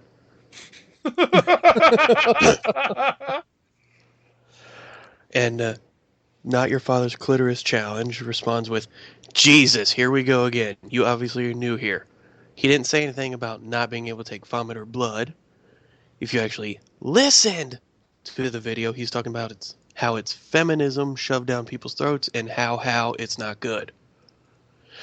Maybe listen before posting. This is World Class Bullshitters. They take a dump on the world of pop culture. Again, if you listened, he is biracial, so listen to what's said before you make yourself look dumb. These guys have a good following, and if you think I'm alone in pointing out your flaws, I know there's a few more people on here that would be more than happy to help me out. Ooh, that's how you fucking drop knowledge on somebody, son. See, somebody listens and knows that you're biracial. Thank God. Quickly after that one, Dan. Making it awesome. No, it's just funny how people don't listen to anything before they got a comment. They're like, "Oh my God, triggering title! Let me comment in the section below." Like, just fuck off. Well, I mean, it's the same people who read headlines of news stories and don't actually read the news story. They just go by that, and it's fucking retarded. Yeah, I was reading an article about how to get a book published, and it says, like, the little taglines, like the headlines of each part, were, like, the opposite of what it's telling you to do. So if you didn't read the article, you wouldn't have figured that out. You would have had the shittiest book in history. That's clever. That's really clever, actually. If I ever find the link again, I will send it your way. What was it? How to publish it? Like publish a book on some ebook site or something? No, it was like probably like 5 tips for self-publishing. Well, yeah, and it wasn't really about like who to go to or where to publish it. It was like how to make your book stand out. Oh, okay. And it was like, don't do this, don't do that. But then if you read it, what they're saying you shouldn't do is what you should do. So, you had to really pay attention. So, whoever the person that has terrible reading comprehension or listening comprehension from our show should not read that article because they would just be a terrible author. Token Row 669. Cunt. Cunts. Cunt. That's All right. a dirty word. Oh, it's a dirty place, but it's a good place to be. Hey, you ever see the movie Cabin Fever? Yeah. Yeah. Yep. I was watching that this afternoon with my lunch, and I regretted it instantly because I was watching the part where she's shaving her legs. Oh my god. Oh yeah. God damn. Oh, I met her, by the way. She is really hot in person. Oh no, she is. She's fucking amazing. I remember I met one of the guys from that movie a long time ago, and he's a complete asshole. James DeBello. Oh, that's sad because I love Detroit Rock City so much. Dude, he's a piece of shit. Me and Bob were working on a show years ago, and we went to a convention, went to Days of the Dead Indianapolis with these girls for like a paranormal show we were trying to get going. And he hits on one of the girls at the bar, and then takes, and he asks her, it's like, hey, I'm going to take you to another bar, let's go. So she goes, and apparently it's not another bar, it's a strip club. I like this guy so far. Classy. He doesn't. Well, apparently, he tries to get her to blow him or go back to the VIP room or whatever. He gets real pissed off and leaves her there. Then this girl calls Bob and it's like, "Hey, he left me here. Come pick me up." Bob's like, "I'm too drunk for this shit. Get a fucking taxi." Because we knew this was gonna happen. He looked like a shady motherfucker already, and he was. Fuck him. You made me like Yeah. Detroit Rock City a little less now, dude. Yeah, dude, and then like the next convention, I think the next one we did up there, he comes by and he's like, "Oh man, what's up? Sorry about last time. It's just I was too drunk." It's like, no, fuck you, you're a piece of shit. We all know it now. Everybody gets one, okay? Yeah, everybody gets one. It's funny though, when you go to these shows, you meet people and you realize that the obscure ones are the nicest ones. Well, this guy thought he was, the shit for some reason because I don't know, he just thought he was. The nicest person I ever met at a show was China. Yeah, I met her last year China. at last year's Days of the Dead in Atlanta, and she was awesome. You said Days of the Dead? Yeah, Days of the Dead. That's pretty appropriate. I knew that was coming. It was bizarre. I was like one of the last fans to ever meet her. Shit, I'm like on her YouTube channel. I'm one of the last people. Like I'm in the last video she ever uploaded. I think that wasn't one of her vlogs. So it was nice to meet her right before she died. Would have been awkward to meet her after she died, but But it's no. But Nick, you were or Dustin was asking about the Italian beaver picture. Somebody was. I was. I'm just working through the Plex server. The way it's set up is it doesn't have anything categorized. It's just either most recently added. So I just watch whatever tickles my fancy, and if there's a picture of a vagina or tits, I click on that video right away. Oh God. But speaking of Days of Dead, I had kind of a shit experience Sunday. What happened? Derek Mears was close to our table. He was like on an adjacent wall, and he was, pretty close to our. Was that a pun? Adjacent wall? No, it wasn't. I'm sorry. It wasn't. And his assistant, his wife, the girl he's with Sunday comes up to the table and is like, it's like, hey, Derek would like to buy your movie. And I'm like, oh, that's awesome. Is there a way that he could, pose with it or take a picture with it or something? Because, it's a movie. I'm trying to promote it. I'm trying to sell it. And she's like, well, he might not. And I'm just like, can you please go ask him? Because I will gladly sell him a copy either way. And she goes and sits down, and I'm talking to another guy at the table. About 10-15 minutes go by, and I'm just like, she's not doing anything about it. So I walk over with a DVD and a poster, and I was like, hey, here's the DVD and the poster if you want to buy it. She's like, oh no, we're fine, thank you. I'm like, are you sure? She's like, yeah, we're good. And I was like, oh, I'm sorry, I was asking for a celebrity to do something nice for me, and apparently that was my mistake. These people act like their shit don't stink, but the people at these shows aren't real big celebrities, so they should be the nicest ones. That's why he's not my fucking Jason Voorhees, like Kane Hodder is. I actually like the guy from Part 6 the best. You shut your mouth. Well, I'm serious. I watched that movie yesterday, and I fine. enjoyed that movie. It was terrible, but it was fun. But no, it was kind of shitty because it was just like, I'm trying to sell a movie. He could take a picture with it and let us post it. It's not a big fucking deal, like. Any other celebrity would have probably done it, but apparently he thinks he's, all high and mighty and bullshit that, he can do whatever the fuck he wants and, just be an asshole. But it's like, whatever, man. I'm trying to think of, besides CM Punk, I don't think I've met a real piece of shit celebrity. Punk was a dick to us. Yeah, I don't fucking like him. That's why. We were into him big, dude, the whole straight edge society. We even would put our fucking hand on the TV. Like, we liked CM Punk hardcore. And then, that's where I lost. I would never, ever buy anything from him. Because we waited forever in line. He starts talking shit to us as soon as we get there. Yeah, and it wasn't like a cool, like, wink and a nod talking shit. It was just like, he's like a miserable fucking human being, and he got paid way too much money to be doing what he was doing. Fuck him. Yeah, I mean, when everyone's like, "Oh, how do you not like CM Punk?" I don't worship at the altar of Punk because I know what kind of person he is. Like, when he goes on the little Colt Cabana podcast and bitches, I'm just like, fuck you, dude. You are a piece of shit. For once, I'm siding with Triple H on something, which is rare, because normally Triple H is a piece of shit. So he out piece of shitted the big piece of shit Triple H, so. Yeah. I met Randy Orton, and even though Randy Orton yelled at people, like, when he met me, he was super friendly. Met Shawn Michaels, he was super friendly. Luke Gallows. Chris Jericho. Oh, sorry. Oh, go ahead. Sorry. Yeah, Chris Jericho was super. Well, Chris Jericho liked you. Well, he better because I fucking tattooed his silhouette on my arm. The reason he did, I don't think he disliked me, but he was trying to play super heel back then. Yeah. And I may have told this story to you guys in person, but I don't think I told it on the podcast. We go, it's Dustin's birthday. He's like, I gotta meet Chris Jericho. I'm like, of course, it's your birthday. I think you just turned 21, right? Yeah, yep. So it's your big 21st birthday, and you want to meet Chris Jericho. So we land, we jump in a taxi, and we go straight to this fucking mall in the middle of Arizona, which is fine. 70-minute drive. 70-minute taxi drive that cost us a shit ton of money. Yeah. Thankfully, we met an awesome lady to help us out later, but that's a story for a different day. But Chris Jericho is signing autographs at a Hot Topic. So we get in line. What? Yeah, we're not too far off, honestly, in line, aren't we? No, yeah, we're... We get there, and it's like, oh, we're outside the store, but it's not like they looped us around the whole store. The store was still open to shop. They just had like a little line to where you meet him. So we get in line, and Dustin goes first, and he's like, I love your book, blah, blah, blah. And he shows him his autograph, or I showed him his tattoo. Chris Jericho signs his arm, and later that night, Dustin would get it tattooed on himself.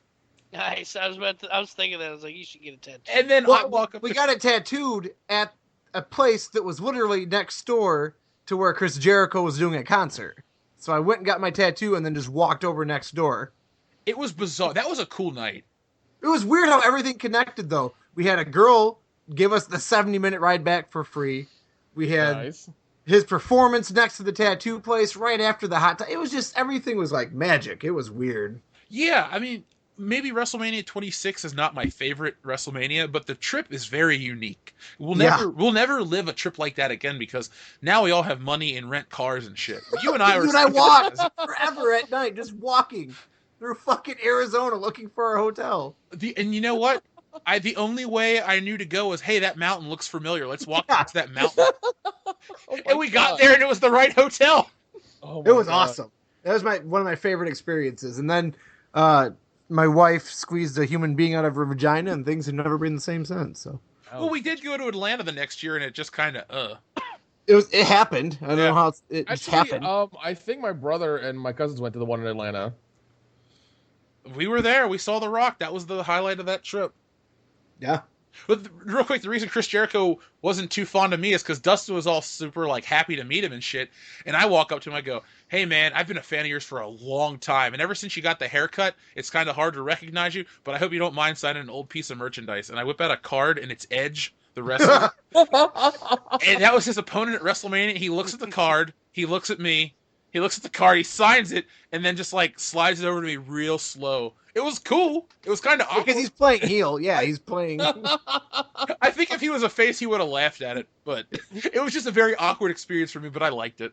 I think he was at this Days of Dead as well because Vader was there, and so was Ric Flair. Woo! Oh yeah, because Punk ain't doing nothing right now because Dana White doesn't know if he wants him to fight again. Why would you? What incentive? But he did so great in that first one. He almost landed a punch. Oh, Jesus. I was pissed because my friends and we all went to B-Dubs. I haven't done that in years. I was like, let's go watch that pay-per-view. And so it's just us wrestling fans and then just an entire room of UFC fans. And if you've ever seen a UFC fan, they're lower IQ, generally bigger muscles, beer bellies, stupid tattoos, and they all just talk massive shit. No, they all have the tribal or fucking barbed wire armband tattoos. No, they get the fucking stars. You The know what I mean? stars. Yeah, and they got the decently hot girlfriend who's only with them because her dad was built that same way and she's just used to that. And the beating that comes with it. Well, just the mental, really. They're not man enough to actually hit her.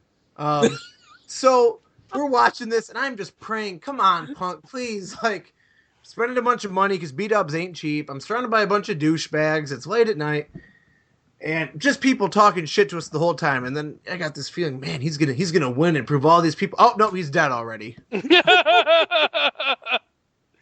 That was a great night. Jeff and I, we were drunk over here watching that. That was fucking awesome. Phil, we weren't just drunk. It was your housewarming party, and we were annihilated. We were. And this is Big old cookie. Oh god damn! That's the night that was born. Yeah. No, it Dustin, to jump off what you're talking about, you were watching it hoping Punk would win, right? I was sitting there going, please lose. And this is my reaction the whole night. Die! Fucking kill him! Look at him, he's bleeding! Oh, I kept screaming at the TV. That was the happiest I've ever seen Jeff in person. I've seen him happier one time, and that was because I was at WrestleMania 28. That's true. But look at the CM Punk moment, to keep it topical, was like the end of the CM Punk storyline in my life. Like I liked him as a wrestler. He was cool. I met him. He was a piece of shit. And then I finally saw him get the shit beat out of him. So I'm not even mad at him anymore. It's like, you know what? You got embarrassed in front of 2 million people. You got your face beaten. You cried like a bitch afterwards. It's not like you took your beating and walked away like, oh, maybe next time I'll come back. You're like, shut up. Like, everything everyone has ever said about you being a cunt is true. You are the biggest piece of shit scam artist wrestler. You're in terrible shape. You weren't that great. Your submissions are weak. Your promos are kind of derivative. Fuck you. I'm glad you got your ass pushed in. See, when CM Punk comes back at WrestleMania, That ain't happening. I just, for the sake of wrestling itself, not for Punk, because like I said, fuck him. But because I'm so sick of people talking shit about wrestling, we had that Matthew Allen a few weeks ago who's like who called wrestling softcore gay porn or whatever. I'm sick of people like that because wrestling has been a big part of my life. I'm sick of people saying it's gay. I'm sick of people saying it's fake. Sick of people saying that they're a bunch of pussies and then get their ass beat in a real fight. That's why I wanted Punk to win. To silence those kind of people. Those idiots that watch Walking Dead and then go, can't believe you watch something that's fake. Those kind of people. And so I had all my hopes riding on Punk to be that, and then he just, like I said, got killed. Yeah, that was a quick fucking fight. Just that we sat there for hours, kept ordering food and drinks and just dealing with the assholes around us, all for what? 2 minutes and 14 seconds. 2 minutes and 14 seconds. Oh, shit. Jeff knows the time. I made a t-shirt of it. You can check it out on incarnate-studios.com. We got that. We got the Lesnar Goldberg shirt. And fuck CM Punk. Buy a shirt, make fun of his broken ass. That was a great... And better yet, buy a shirt and tweet the picture to him, tagging us in it. Yeah. I'll send you a fucking poster if you do that. Yeah, do that. I'll send you a high five. Dion will send you a hand job. And we still haven't had any of our 3% viewers that are girls take a picture of themselves in a black shirt and send it to us. Why not? Yeah, you'll be on a reputable website. It's not like we sell porn on that website. There's no What Italian are you bitches waiting on? I love how angry you get, Phil. That's why we keep you around. You should have done that in the Sam Kinison voice. What are you bitches waiting on? Even better. So, Justin, talk about wrestling, because we love Matt Allen so much. What do you see happening this Sunday at the Elimination Chamber paper? I am hoping that everybody eats a dick. Well, I still don't understand why you have Randy win the Rumble. That doesn't make sense to me, because you could have him and Bray have the payoff to their feud at Mania, and you wouldn't need a title to make it important. People are invested in that storyline. To me, the Rumble should be, let's build a story with the Rumble win, not let's supplement it. But if I have to, I'm going to have either fucking Bray win it, so they can have their payoff and it's for the belt, or have AJ Styles do it for the sheer idea of AJ doing some crazy fucking flip off the top into an RKO, because Orton's gonna win. You don't give him the Rumble win and have him lose. Worst case scenario. Well, you did in 2009. Sorry. Fair. No, you're fine. You're fine. Worst case scenario is fucking Cena, as always, escapes the chamber, wins, holds on to it, and then we see fucking Cena Orton again. Even though this week on SmackDown they had Cena beat Orton clean, so that didn't make sense.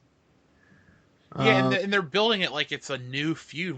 Literally, there's been like 40 matches. Oh, do you remember 2009 and 2010 when we'd go to B-dubs and every pay-per-view was those two fighting? Yeah, and it made me hate wrestling so much.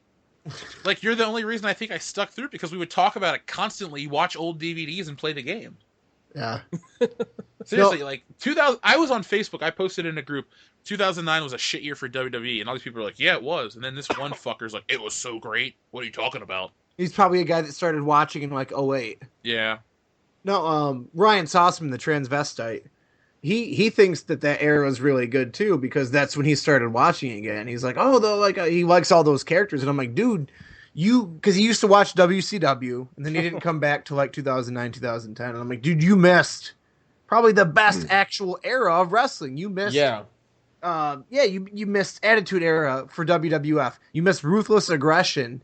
You missed the Rated R era. Like, he started watching right when it became PG or thereafter, and in his mind, oh, this is WWE and it's great. And I'm like, you're fucking a trainee. Oh, Did the sex operation give him less sausage-like fingers?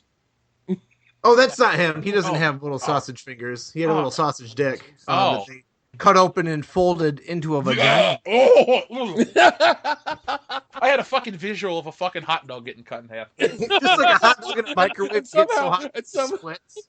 I love how that's just mental image, and that still made him throw up. No, there is. Look, as an adult, there is no excuse for you to say wrestling's the best it's ever been nowadays. Or, okay, 2000 was a great year. All the way up through 06 was great. 07, it was a big decline. 08 was worse than 07, and so on and so on. 11 was garbage. I don't care about the Summer of Punk. You had one decent feud, but you also had the fucking anonymous Raw GM shit going on. You had garbage feuds, garbage match. You had Michael Cole as the heel commentator. What the fuck was that? That killed wrestling. Motherfucker.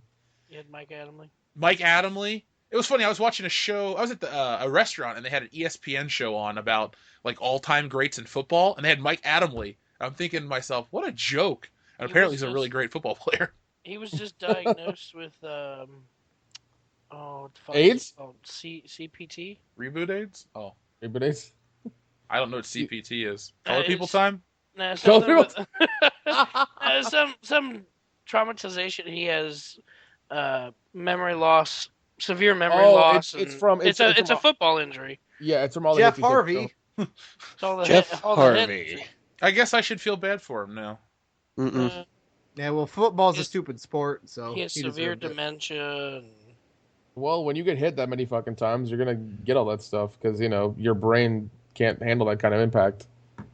True. You're not built for that. No, you're not. I mean, like everyone's like, "Oh, build a better helmet." That's not the problem. Build a better sport, or how about you just not have a nation built on fucking sports? That's even better. That's even better. I agree with that. Read a fucking book. God, yes. Bread and circuses. Bread and circuses. Speaking of books, really quick, I just want to plug the one I'm reading. It's called Infinite Jest by David Foster Wallace. It's about 1,100 pages, and it is probably the best thing I've ever read. He was so good that he killed himself a few years after writing it, so check it out. Didn't Ernest Hemingway do something similar? I'm not sure. I have a couple of Hemingway's books, but I haven't read them because, I don't know, everyone seemed to talk about him, and that kind of turned me off. That's how I feel about anything with anything. It's like, oh, it's so acclaimed. Well, no, that's how I feel with anything that comes out of the Academy Awards. Like it won 18 awards. I'm not gonna fucking watch it. Look, if La La Land wins one award, it's too many. Well, see, the thing is that because your expectations are so high now that it has to be that fucking good that they'll never get met. When you watch it after hearing all that shit, you're just gonna be like, oh, this wasn't that good. It's okay. So that's the problem. I like Emma Stone, and I even like Ryan Gosling. He's a good actor, but that was just Yeah, I watched Nice Guys again last night, and it's so fucking good. That's a It great is. movie. It is so goddamn good, and I'm so glad I own it on DVD now. Oh man, Ha! Poor. I'm sorry, the Blu-ray was sold out, motherfucker. Nick, you sent me an HD rip. Why wouldn't you Yeah. just keep that and then buy it on Blu-ray when it came out? Because I wanted the disc and I wanted the commentary. That's why. I All right, want my grainy Vaseline covered screen now. you don't want to talk about Vaseline, all right? He goes in dry, man. Come on, give him credit. No, Like you I wonders just why I hate them so much. Good. Depending on dinner, she might get a little spit on it, but Jeff is. God damn it. to answer or to go off of what you said though. I see Bray Wyatt or who else is in the fucking chamber? Bray Wyatt's got to win the chamber. Bray Wyatt, Baron Corbin, Dean Ambrose, John Yeah, is there Cena, anyone more overrated? AJ Styles, and I don't know who else. The Miz. The Miz. Dean that's it. Ambrose is fucking terrible, and I don't care. He has stupid charisma. He has a smaller moveset than even Cena. He looks like a retard. He's got a hot girlfriend. I like nothing about him. Not even the hot girlfriend. Not even a hug. He doesn't deserve her. He does not deserve to be banging Renee Young. She's paid to be there. God damn it. No, I'm kind of with you because I was into him when he left the Shield because he was the crazy one, and then about what was it 2014 when he did that hot dog angle in New York. With the hot dog cart. Wait, no. That's a really good. I have no idea what you're talking about, and you just said hot dog angle. That sounded horrible. Sorry. And very interesting. What he does is okay. A lot of times these wrestlers will go to a show and the authority figures will be like, "Why don't you take the night off?" So instead of him being in the arena for the show, he goes to he goes to a subway station. And then he goes to like a hot dog stand, and at the end of the show, he brings the hot dog stand down the fucking ramp and sprays ketchup and mustard all over Randy Orton. And I just went, no, this is like I can buy the Stone Cold beer bath is one of the all-time great moments. Oh my god, dude, I love that fucking thing. And the Kurt Angle milk bath is one of the all-time great parodies in wrestling. But oh god, yeah, a hot dog cart, no. So Dean Ambrose can just go fuck himself. No, yeah, because when he just started pouring beer into the ring, I was like, fuck yeah, that was amazing. And that's how that episode started. That wasn't the end of the show. That was the fucking beginning. Nowadays, you can't get anything going on. That would suck cleaning up ringside after that. They took one. They took one commercial break, Phil, and they were ready to go. Wow, that's amazing. Pat Patterson had his boys trained. You know what I mean? I was gonna say that much fucking beer cleaned up in one commercial break. That is amazing. That was that era of wrestling was fucking phenomenal. But oh yeah, no. I remember because I used to watch it back then when it was fucking good. Now I could give two fucks. It really is not worth the time. Like Raw, it's hard to. I mean, the only reason I'm going down to you guys is to hang out with you guys and have a good fucking time and black out 5 times during the trip. And I like that's to call what it I was only about 5. to say, Nick. That's Mick. Wrestling is basically an excuse for us to get together and get drunk.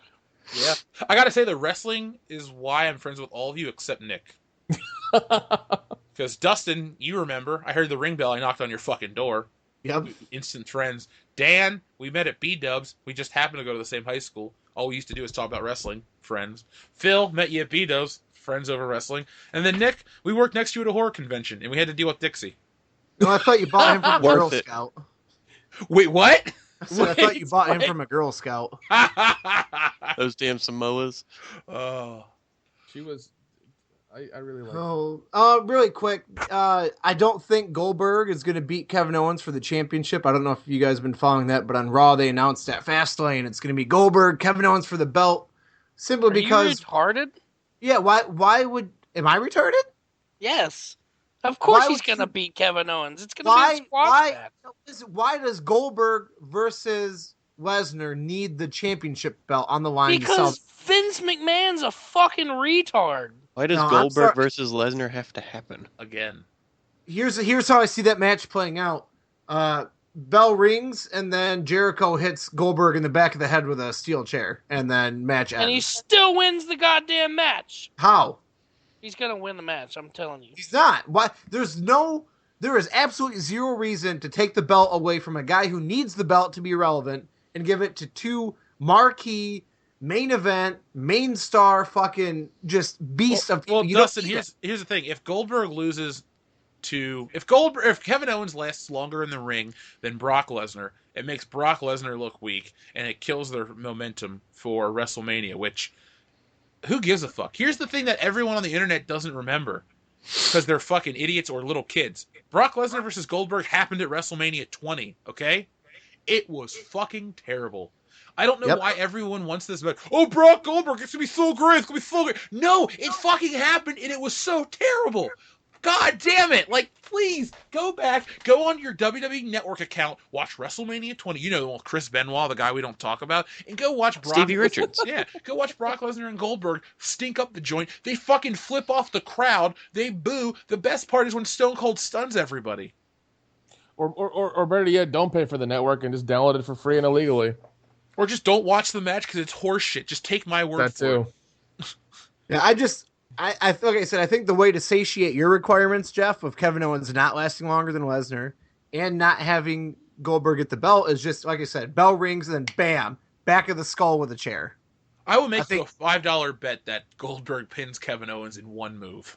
Why do that though? Why does that match need a championship on the line? Because that's what Vince McMahon does, man. It has no rhyme or reason, so we'll fucking do it. It happens. And then okay, let's say that does happen. Let's say he smokes Kevin Owens, the Universal Champion, for like what 6-7 months now. It's gonna be a squash match. It's gonna be he beat fucking maybe Lesnar. a 2-minute match. He beat Lesnar in a minute 26. So you have him beat the current champion and their biggest monster who ended the streak. So how does that mean Goldberg fucking just from here until he dies is champion? Because at that point, how can you justify anyone beating him ever again? No, Lesnar will win at Mania. Lesnar will win at Mania and he'll hold the title to SummerSlam. And then who does he lose it to? John Cena, probably. No, it'll be Roman Reigns. Or Roman, yeah. Yeah, that's how they'll book it. A rematch from WrestleMania 32. 31. 31, I mean. Because 32 is Triple H, Roman Reigns. Well, I wanted to walk out and leave, and Dion's like, we got to stay, man. This could be good. Damn it, Dion. I wouldn't have gotten into a fight with that woman and her fucking White Knight friends. That was still hilarious. That was well, I have to get drunk and punch some woman in the face. That's okay. There's no extradition from Samoa, so you can just go home and hide out for a while. Sweet. Score. No one's going to fucking bother you. If that bitch is behind us again, it'll be even funnier when you use the White Knight comment and 6 people stand up. Yeah! We just all turn around, and then Veronica's in the back, like, I'm here too! Sit down, Veronica. She just stands on your shoulders. That's all that happens. Oh my God. There is a problem, though. What?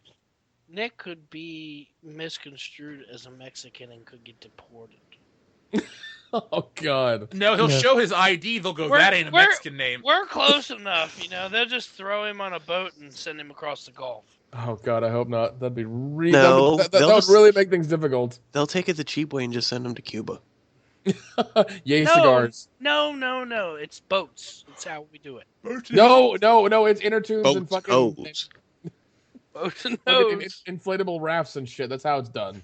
Justin, no, I legitimately... Okay, back to the chamber real quick, because I'm going to talk about your point again. I say AJ Styles wins the title back, because John Cena just wanted his 16th reign. But I would love to see The Miz win, because... that'd be cool. Miz versus Randy Orton at WrestleMania? That could be a great fucking match. I'd love to see The Miz win, but I think it's going to be Bray Wyatt. I put money that it's going to be Bray Wyatt. I'd put $1 down that it's Bray Wyatt, or I'd put another $1 down on AJ Styles. I think AJ Styles versus Randy Orton would be a phenomenal match. I don't care about Jeff, the story. You only have $1. No.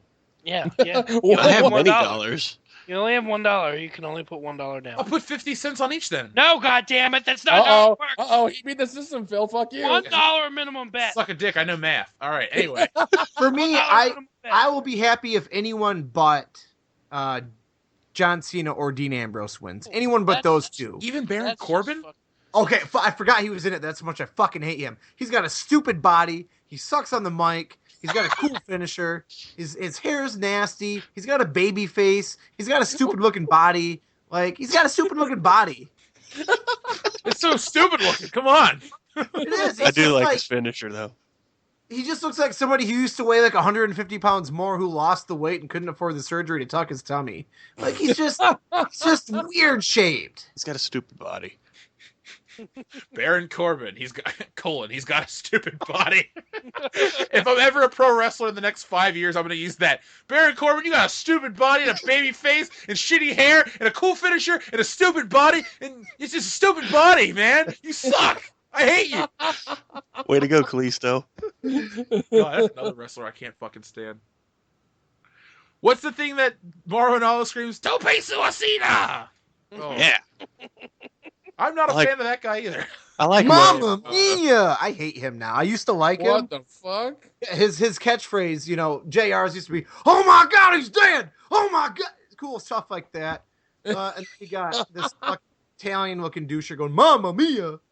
Wow. Italian dude from Wow. Canada. Nick, do me a favor. Go back and watch not the scene, but the match where Mankind gets thrown off the cell by The Undertaker. JR goes, "Oh my God, he's dead!" Like, it killed him. That's what he screams out. God's my witness. He is broken in half. Yeah, like, it's really dramatic. Like, I know people can shit on wrestling, but you're watching modern day WWE, which is like a fucking bad cartoon. It's like the Steven Universe of wrestling.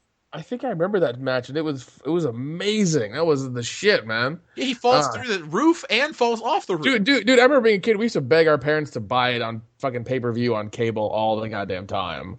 It was like $60 and $70, and just like, oh please, like, so one of us would buy it and record it, so we could watch it later. Oh man, like back when it was good and worth the money. Now it's not even worth fucking anything. I don't pay for the network. That's how little it means to me. Yeah, well, I'm sure they saw a spike in people buying it, and then a real big dip in people just being like, oh well, fuck it, I can I need $10 extra for anything else but this. Well, look, I'll give the network credit. Like, the actual content on there is really good, but what's on national TV is garbage. Yeah, because they don't really edit the catalog too much. There are certain changes they've made that they can't fix. Like Dustin, you were talking about years ago. Did they alter the master tapes? Yeah. I think they did to a degree, because if you watch anything with The Rock from early 99, he calls himself the WWF champ. It just goes the champ, like randomly like that. Oh, that's stupid. Yeah. but even then, I mean, if you want those old matches, you can always just buy them on DVD and keep them, and not have to pay the fucking $10 a month to keep watching them every month. WWF was late to DVDs, man. They didn't start putting out DVDs till either late 99 or early 2000. They did a couple back episodes. Okay. Back pay-per-views, like the Royal Survivor Series, SummerSlam 99, Royal Rumble 2000, and those were like the first two DVDs they did. And then they didn't put out DVDs for every show. They would do like WrestleMania, SummerSlam, Survivor Series. They do like 4 a year, and then they started doing bunches of them. Oh, okay. Now you can get them for like $7 a piece, can't you? You know what? I fucking stopped collecting after the network came out and made my whole collection worthless. I mean, at least you got all the cool special features, like the commentaries. Yeah, that's fine, but I invested so much money buying every pay-per-view on DVD and Blu-ray from 2001 up until 2013, and then the network comes out and just makes that obsolete. Fuck that. I'm still sore about that. Well, don't worry, because one day the network will be obsolete, and then your collection will be worth something.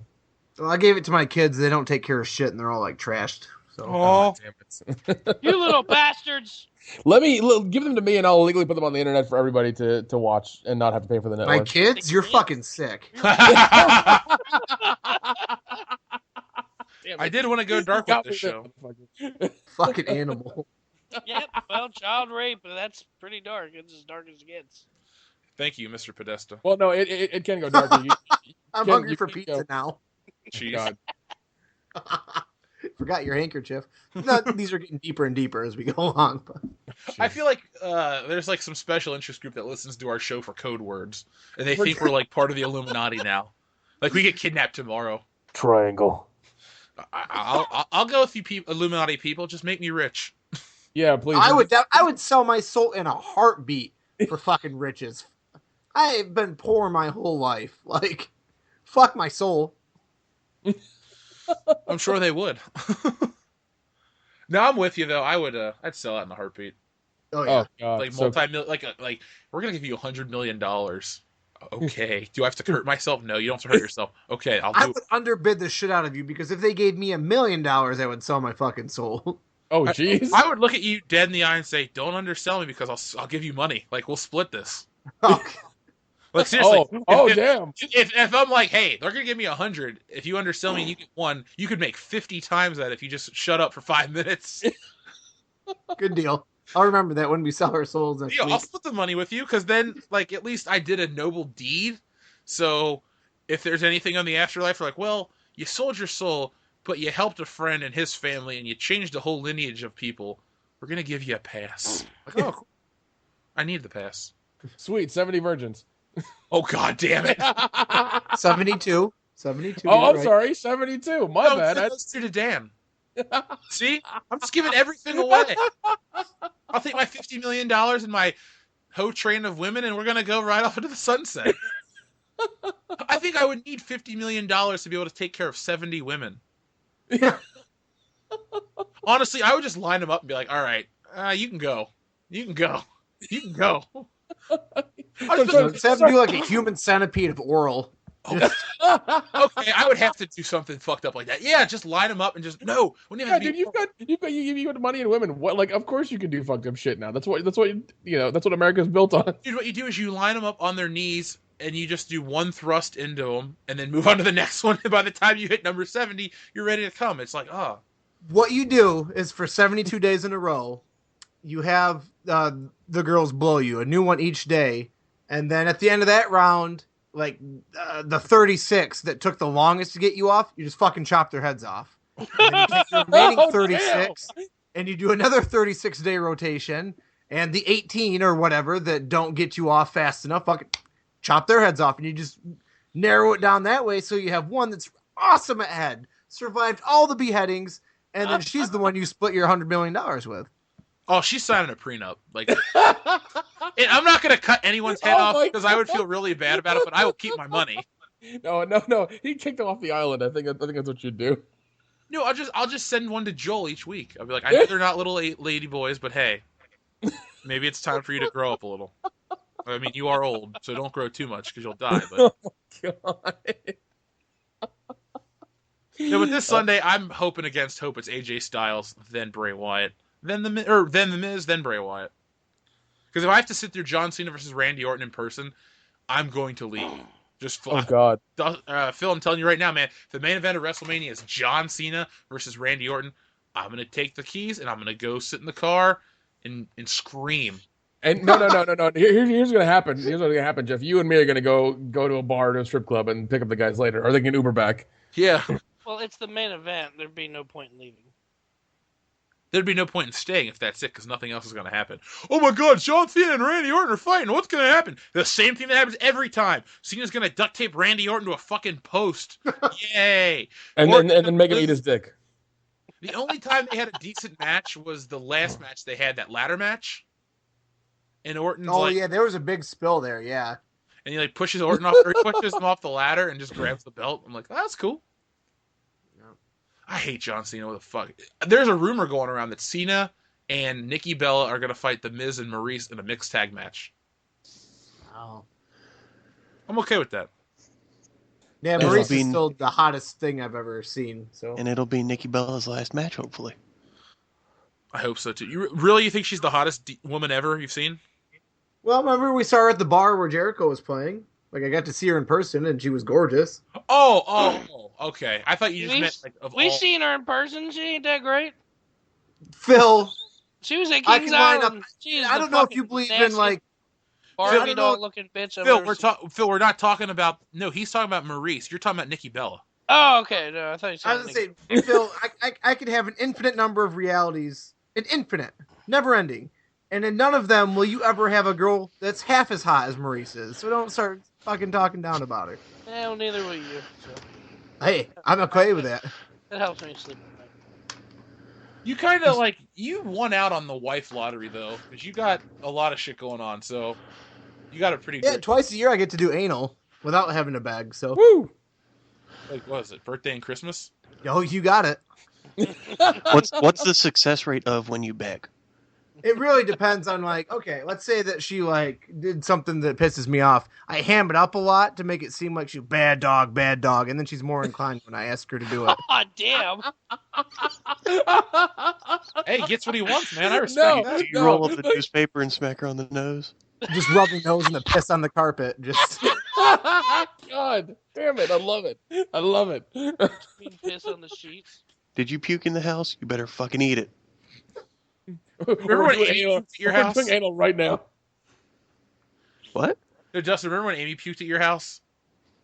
I remember when you puked at my house and filled up a garbage bag with gray Holy matter. shit! Yeah, I forgot about that. That was incredible.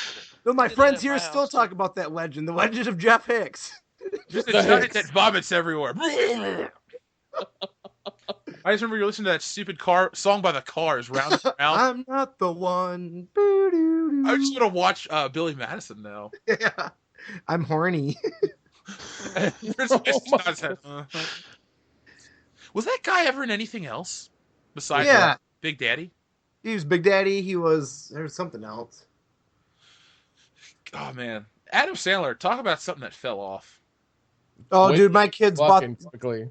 They caught the Adam Sandler bug, so I had to go to like a used movie store in Kalamazoo, which is not where I live, in case you wondered, and bought like fucking 8 Adam Sandler movies. Luckily, I didn't buy Jack and Jill, but there are some stinkers in there. Like, just go with it. Just go with it. There's okay, I Spanglish? did laugh at Grown Ups. Grown Ups made me laugh, and I was mad at myself. Grown Ups 2, Click. Oh god, the part 2 is fucking horrible. Is it? So it's Oh part no, one. it is because part 1 I kind of liked. It was okay. It was somewhat funny. Part 2 it felt like they had 18 writers and they all wrote different little stories on every fucking scene, and it's just like a crazy, stupid amalgamation of stories that don't make any fucking sense.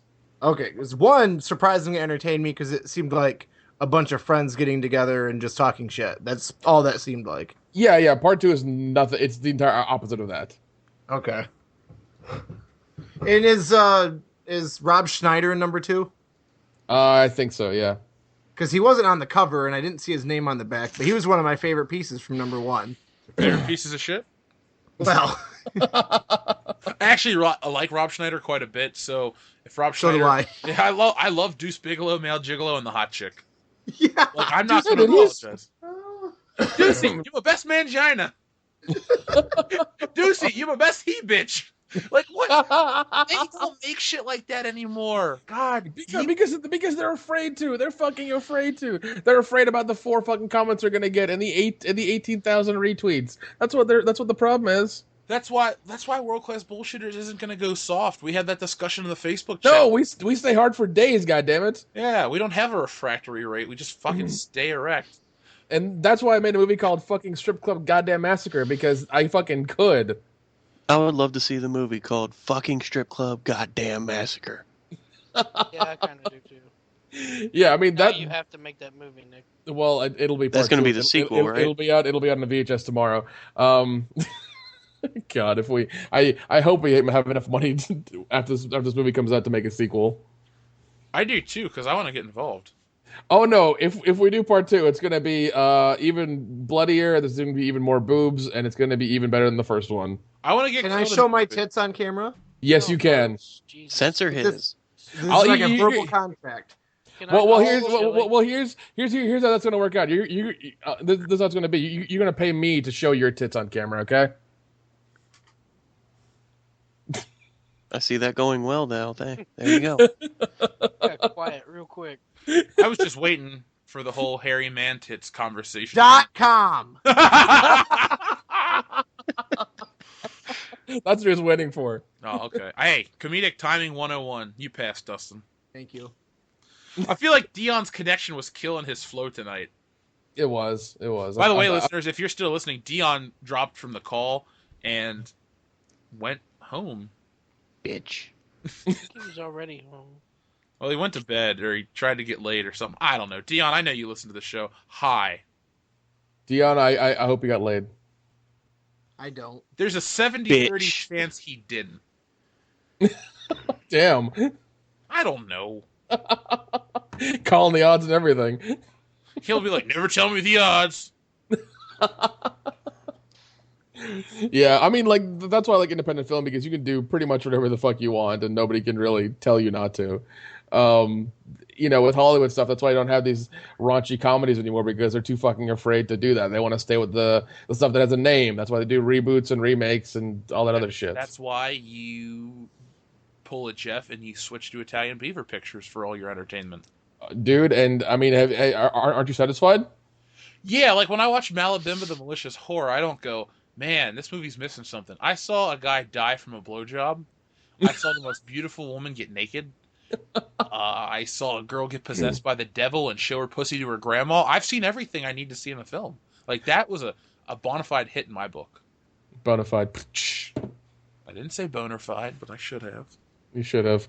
But no, I mean, yeah, like things like that aren't made anymore because, Hollywood and they want their fucking recognizable franchise and shit like that. I want to give a quick shout out to Anthony Perez. He's really cool.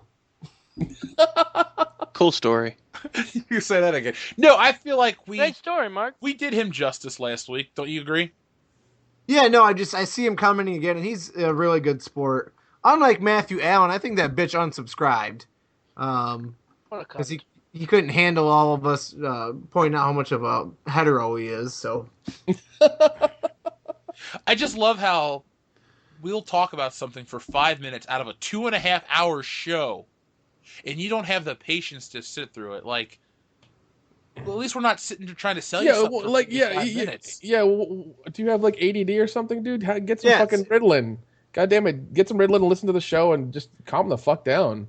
not trying to sell you an amazing shirt from incarnatestudios.com. Don't forget the hyphen with a wide selection varying from pro-Hillary, anti-Hillary, pro-Trump, anti-Trump, Pokemon, all your favorite pop culture reference. Put me on a timer. I'm going to do this for 5 minutes.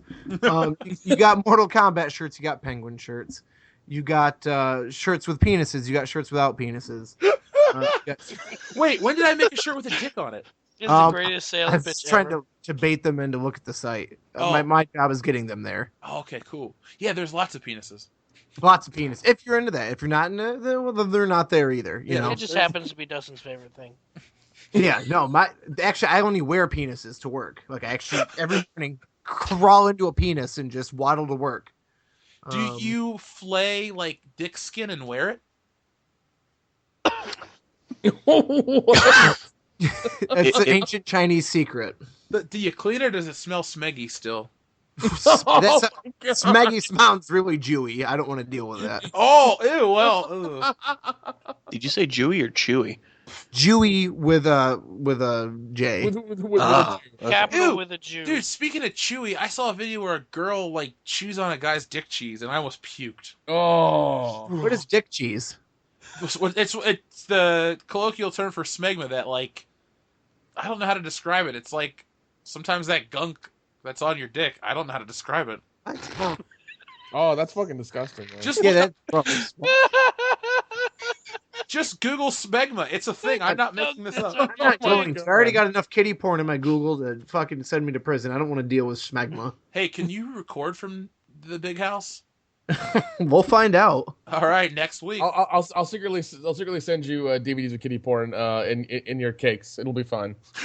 Just random fucking. He goes to cut into me. What the fuck is this CD doing here? I don't want this shit. It ends up in the library. So he's like, "Oh, I'm gonna take out the Encyclopedia Britannica," and then there's just like, "Oh, this is weird." First of all, why What's was he nice reading? about Why a was he CD reading? What's nice about a CD is that hole in the middle is about the size of a child's asshole. So We're crossing a line that even I am awkwardly. And Aroused that's by, where it went yes. too far. No, back to Anthony Perez. Yeah, that dude's a good sport, and I'm glad he sticks around. We actually got a lot of new fans. I figure we'll just jump into the fans mail segment because why not? We're at 2 there, hours. yeah. It's been 2 hours of. This is like a 2-hour stream of unconsciousness, just bullshit. So we got a new fan. His name is True Sherm, and he says, "This is quickly turning into my favorite podcast. Great job, and keep it up." Well, True Sherm, what's it going to take for us to become your ultimate favorite podcast? Tell us in this week's comments. More dick jokes. Child necrophilia. Oh, is that? Have you heard of- I'm not into dead kids because you can't see the terror in their eyes. Oh my god! God damn it! God damn it! Let's see. Crimson Swing says MCU all the way. Fuck the DCEU. Ha ha ha ha ha ha. That's what he was typing out. Yeah. Oh, Oggs for President apologized that he didn't comment sooner because a family member had passed. Oggs, we appreciate all the support and time you spend on our channel. If you got a real life thing, man, you don't need to apologize to us. Go live your real life, and then we'll be here for you afterwards, because this is YouTube and they archive this shit forever. We're sorry for your loss. Yeah, sorry for your loss, though, for real, man. We wish you luck. And if you need anything, let us know. Let's see. Kyle Briggs asks, or says, you guys should do a wrestling episode because Roman Reigns fucking sucks, and him being 30th entry in the Rumble was bullshit. You're welcome for the last 45 minutes. Yeah, there you go. This was for you, Kyle Briggs. Didn't even plan on it. Hopefully you subscribe and check out Ring Rust, because if we can get enough people to want us to talk about wrestling, we will make Ring Rust a priority again. Just no one listens to it, so whatever. Well, Walter Goodman, Not Your Father's Clitoris Challenge, and Liquid Metal Pro have all, on this past week's video, said, let's get some more Ring Rust going. So we got 3 out of our 2,300 subscribers on. There we go. And by the way, listeners, if you can help us get to 2,500 by March, 17th or 18th, we'll go do Power Rangers. Like, we'll review it, that piece of shit. If not... Oh, God. Oh, but no matter what, expect a drunk commentary podcast of the original Power Rangers film in the month of March. And we also owe your Murat Yilmaz a drunk commentary podcast for the 2014 Ninja Turtles movie. So we have not forgotten about you. We just have not had the chance for all of us to get together, drink copious amounts of booze, and record a commentary. So those are both coming. Be prepared. I would like to eventually get one a month out. CL98 says, he quotes me saying, if you don't like these videos, go fuck yourself. Then he goes, I like your videos. Can I fuck myself anyway? Sure, fuck yourself till you're blue in the face. Anthony Perez just says, thanks for making me listener of the week and keep on bullshitting. You're welcome, man. Walter Goodman thanked us for the shout out. And then, yes, I see those wrestling comments, so Dustin is correct. Reality's Frank, I'm going to give you a shout out too, man. We're friends on Facebook. You're a cool dude. I'm glad to see you wear that World Class Bullshitter shirt every once in a while. Jonathan Showalter says he lives about an hour away from Atlanta, so I want to drive down and get tickets for the Strip Club Massacre premiere in Bullshit. Dude, we will be there. We will definitely be there, and very, very drunk. Yeah, look at John. You have bought shirts from us. Wear a shirt so we know who you are, and we will hang out with you the whole day. Wear the WCBS shirt. If you don't have it, buy it and wear it to the premiere so we know who you are. The dude has bought multiple shirts from the site because the name sounds familiar. So if you just wear one of the shirts from the website, you just sit with us at the fucking premiere and drink with us and just, you know. You can sit with Jeff, Dan, and Phil. I'm going to be in the lobby getting drunk and trying not to kill myself. No, you're going to watch the movie and laugh. I am not going to watch the movie. I am not going to watch the fucking movie. I'm driving 8 hours to come see your ass. I haven't seen you in 2 fucking years. What's the date for this? March 18th. St. Patty's Day. Why? I wish you could come. Well, because I get a week's worth of vacation, but this is very true and not made up, but I can't use it until after my initial 90 days, and my initial 90 days ends on March 19th. Oh, wait, do you work weekends? What's that? Do you work weekends? No. This is a Saturday. Ooh. Yeah, it's a Saturday. I'm renting a car. What time? Oh, Nick? 7:30 p.m. Yes. Eastern Standard, United States. That's sexy. Earth, Eastern Standard, United States time. Earth. Whoa. Milky Way. I don't know. I would not mind doing a reunion. Oh God. Oh, the seed has been planted. Oh shit! It's happening. This would be. I want to see your movie. I think it's incredible that you created a piece of art that's going to be shown on an actual giant ass screen. To me, that is incredible. I wish if I didn't have a bunch of bastard kids, I honestly wanted to go to film school. So it's cool that you get to actually do that with your life. I want to support you. I want to see it. I think John Showalter and other people should see it too. I will do what I can March 19th to make it down. Maybe come to Cincinnati and then 18th. hitch a ride with Jeff or figure something out. I want to support you. If you do come down that morning and just drive down with us. And make sure Yeah, you that come would be on March incredible. 18th, not 19th. Oh yeah, March. I had the 19th because that was my 90 days probationary period or whatever. That would suck if that was like a Friday and you're like, I can make it if I had one. No. We specifically made it a Saturday because Bob did a premiere for another filmmaker he was working with. She was a complete cunt and didn't understand how anything worked, and she's like Wednesday at 5. And it's like, it's Atlanta traffic, first of all. Nobody's going to fucking make it. And it's the middle of the goddamn week. Nobody's going to fucking be there. And I swear to God, it was me and maybe like 3 other people who showed up, including Bob. Like, that was it. And that movie was complete shit. And in case anybody, I'm not even going to tell you the name because it's no use giving it any sort of credit or recommendation. We got to get copies of Veronica's movie and review it. Dude, I told her I would trade. I would happily trade. I'm willing to trade. I want to see it. I want to see how it turned out. Is she naked in it? No, but Yes. no, is she? I know she's not. I got pictures of it, so I know. Like, Whoa, are you gonna send that my way? Fuck. we'll talk off air, man. They don't send it my way, so fuck off. And I Damn. fucking see them on a weekly basis. That's true. I actually keep very few items on my desktop, and 2 of those items are pictures of her butt. Oh, you know what? I got one of those in the email one time. Okay. So I need the other one. And the other photo is a picture of Han Solo, so you can see where my heart is. Her ass and Han Solo. It doesn't make me gay, it just makes me weird. No, I'll buy a copy of her movie. I didn't realize how talented she was. Like, you guys have seen Willy Wonka and the Chocolate Factory, right? Yeah. Well, you saw this, Nick. She made the fucking inflatable costume from that movie today at work. I was like, Jesus Christ. Like, I was impressed. I don't know how to do shit like that. I wish I did. I would have inflatable clothes all the time.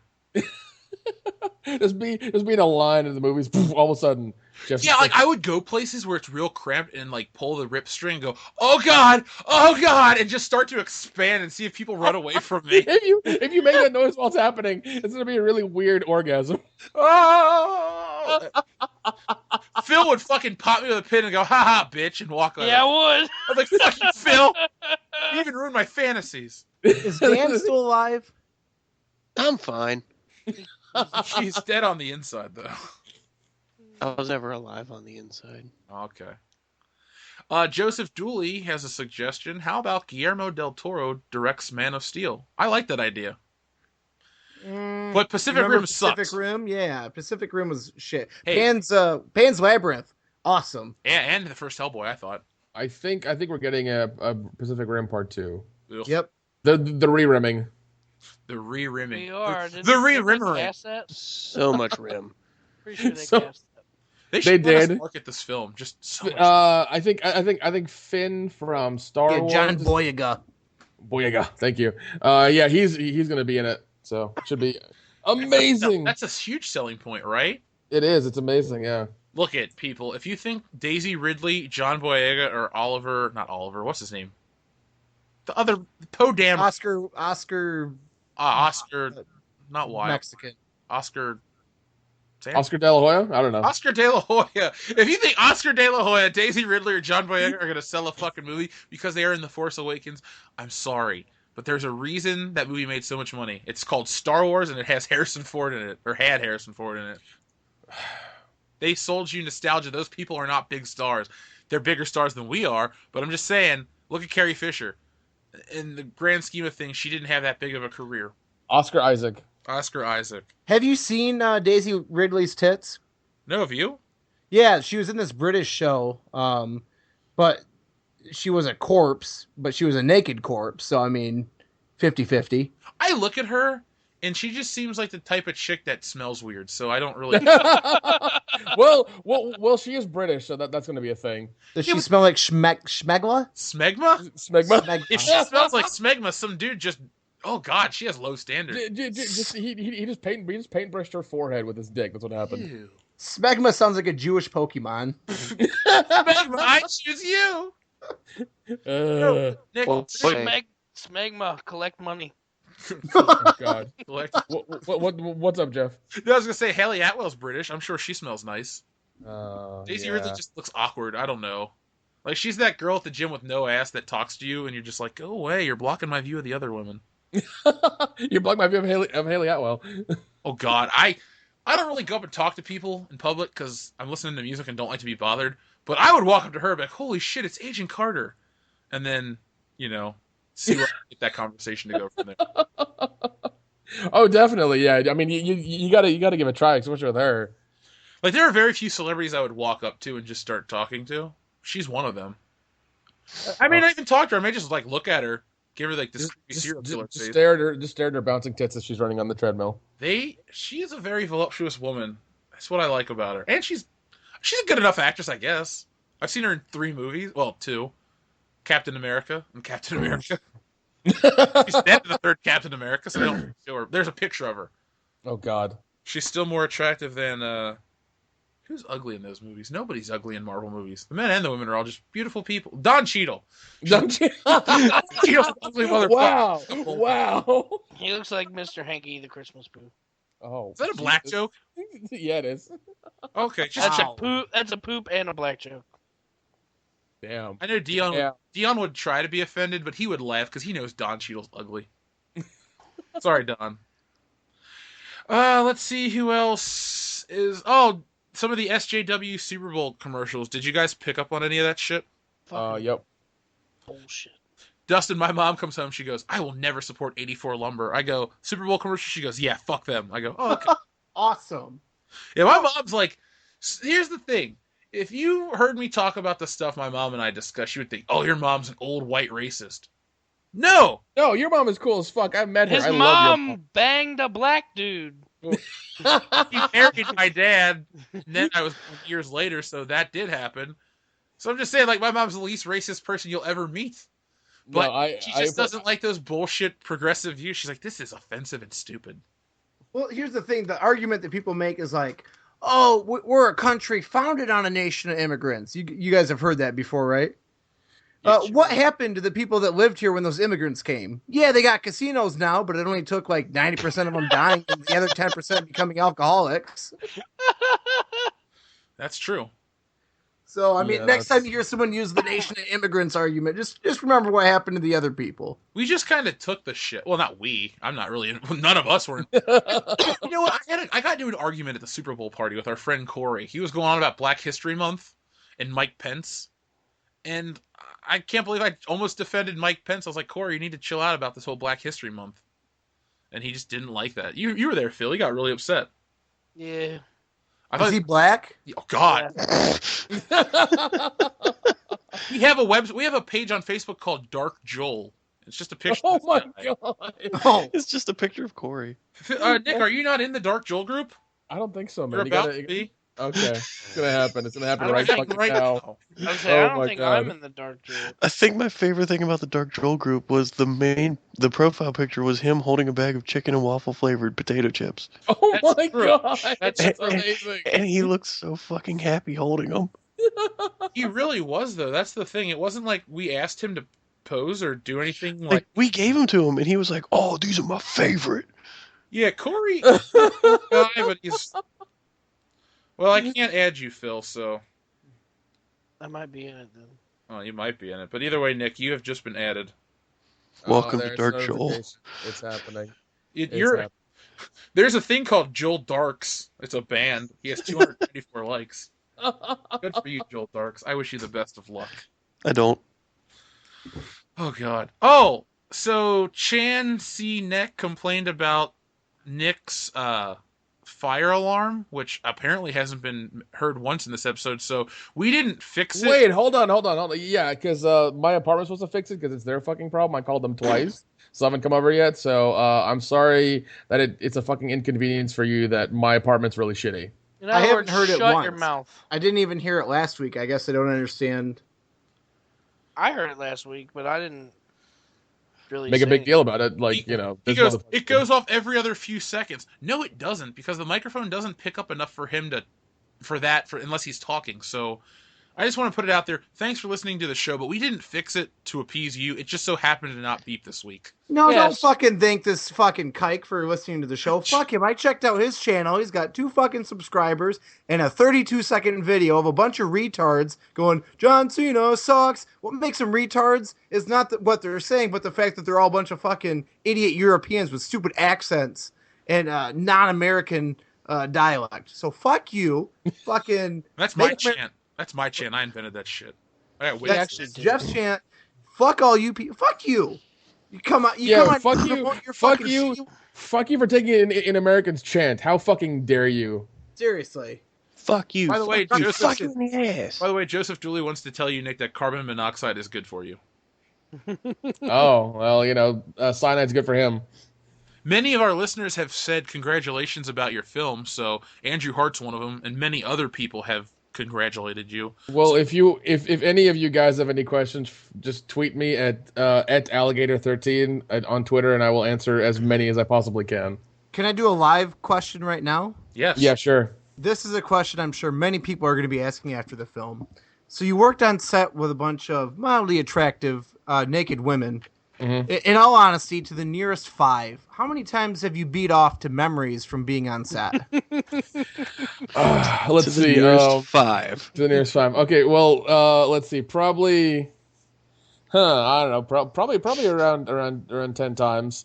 But the thing is that you have to understand, you're filming with these women for this. The filming for this movie lasted 4 months because of just timing and people having real jobs and stuff like that. So at a point it becomes you have to see these women and you have to hear them complain about how they feel like they're not as good looking as the other women because all of them say that exact same shit over and over again, and how all their periods match up, and how all of them feel fat in the fucking outfits that we've wanted them to wear and they picked out themselves, and how they don't feel like coming today, and how their dogs are sick and they can't come in, and they don't, and it's just constant complaining, and you're just like, I want to kill myself so fucking bad right now because I don't want to be here. I can honestly say I've never let a complaint kill a boner, so I guess we're just cut from different cloths. Well, I mean, it gets to the point where it's just like you've seen these people for like 4 fucking months and it just like the boner doesn't happen anymore. You gotta go to your old stash of child porn, and then that really brings it back. That's inappropriate. No, when he said Coming from Dustin, he means the porn he watched growing up. Yeah, exactly. Yeah, I don't know what you inferred from that. Jesus. No, I saw my first porn when I think we've talked about this. I was 4. Have we all had this discussion yet? With the first time we saw porn? Not on the podcast, just in person, because we've been friends for like a decade. Sure, yeah, no. So the first time I watched porn, I remember I was 4 years old because it was right before my dad left, and I'll tie that in a minute. And I was hanging out with my cousin Ty, and we were in his dad's room. His dad lives with our grandma, and my cousin just like pushed play in the VCR to see what was in it, and it was just like nasty old 80s porn. I remember very curly hair, very big mustaches, just glistening bodies. And I remember my dad when I was 5. This is a very true story. He was ditching my mom and me, not to be sad or whatever, blah blah blah. But before he left, the very last thing he did was he gave me the sex talk. This is no joke. And I remember thinking he was giving me the sex talk because I thought I was in trouble. I thought he knew that I had seen those things and I was in trouble for it. But he demonstrated to me how 2 people had sex by using some Power Rangers toys. Seriously. But I remember he was so pissed because he couldn't find the green, white, or blue Ranger. He was mad that he had to use a Black Ranger. I remember him being very angry about that. But he had to give me the sex talk, and he had to do it with an interracial couple, and he wasn't happy about that part of it. But there's my He would life. have loved me. But yeah, I haven't seen him since, so don't worry. I'm not like him. But I think the first time I saw porn, I remember vividly. I was at my grandma's house, which is now my house.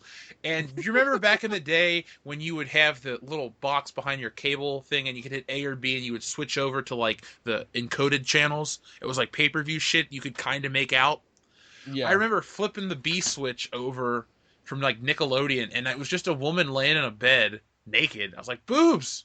And then I just remember seeing this naked woman, and then a dude comes in and bangs her, and my grandma comes in there and she's like, what are you watching? And that began my lifelong, relationship with porn. Nick, Nobody else could admit when All they right, first. fine. All right, fine. Let's see. I think I was probably 11 or 12, and I had an older cousin who was, um, I think he was 18 or something, so he could go buy porn or get magazines or whatever. And I remember stumbling across his video collection underneath his bed, and so I remember taking one of them because it said like something 69. And I put it in my backpack and I went home because I was hanging out with my cousin who was about my age. And I remember popping into the TV and I was like, this is the greatest thing ever. And then jerking off to it for hours. I've seen pictures of you from around this age, and I just got a really odd. Not of you doing anything inappropriate. I just got a mental image of you like with a backpack, like looking around, sneaking that tape out of your fucking cousin's room. Yeah, I had a mental image of that 11-year-old dick in my head. Oh god damn it! This show. You're welcome. All right, you're welcome. You may or may not be wearing your Star Trek: The Next Generation uniform. Just saying, Nick. Oh my god, I that hear fucking costume, that fucking onesie, peeing in that thing is a pain in the ass. No, you just go, man. You just go. Most of the other comments are, Hold on, Dan didn't tell us when he first started watching porn. Neither did Phil. Oh yeah, because sex talks with Dan are good. Dan. I don't remember. No, come on. I honestly don't remember. I remember 23 years ago. How the fuck did remember you shit not from remember? last week? Yeah, Dan has almost died on multiple occasions. I'm on life support right now, all right? Leave me alone. Phil? I found, I was like 10 or 11, I found a VHS of Playboy something in my parents' room. Sonic the Hedgehog. So I feel like you were the only person here on this show that would have watched Sonic the Hedgehog porn. No, anime or cartoon porn never did it for me. But you tried, right? I've seen it. It Everybody's makes me- seen anime porn. It makes me laugh.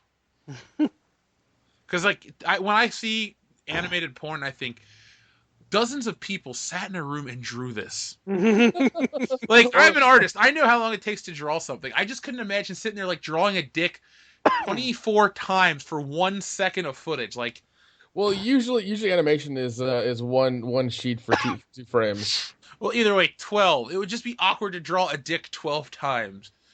Like, we're gonna animate these balls flapping. Like, to animate testicles. You have hit rock bottom. Okay. Well, what about the Foley artist who has to come up with the noises? He's probably sitting there slapping his leg, going, "Oh yeah, give it to me." Plus, if it's badly dubbed, so think of the shit guy that's like, "I need a fucking free chicken First sandwich." of all, if somebody is dubbing porn, if that's your job, that's fucking rock bottom. I don't know. I think it's less offensive to dub porn than it is to take a load on the chin.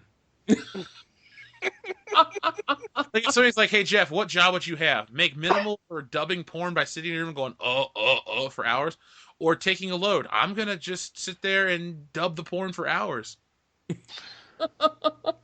Sorry, not sorry. I say, why would you be sorry about that? Hey Dustin, you saw the picture I just sent to the chat, right? Great picture. That is all that they're making for the 40th anniversary of Star Wars. That's it. That's the only thing? They're having a couple of images, but those are the only new items that are being released from Hasbro. Look at Leia's fucking shitty-ass paint job on her face. Yeah, those are shitty metal action figures. They don't move. And also Luke Scott. What's with this fucking boots? They look like gold disco boots. Well, it was the 70s, man. Yeah, but come on. I hate these things. They look like shit. I mean, even Han Solo looks like he's about to bust a move. What the fuck? He looks derpy as fuck. He does. Like Harrison none of their faces look like the characters at all. Like Darth Vader a little bit, yeah, but that's it. I mean, none of them look like any of the actual characters. It's just it's funny. I go to these Star Wars sites just to read people bitch about these toys. It's like, "Oh my god, it looks terrible," and I'm like, yes.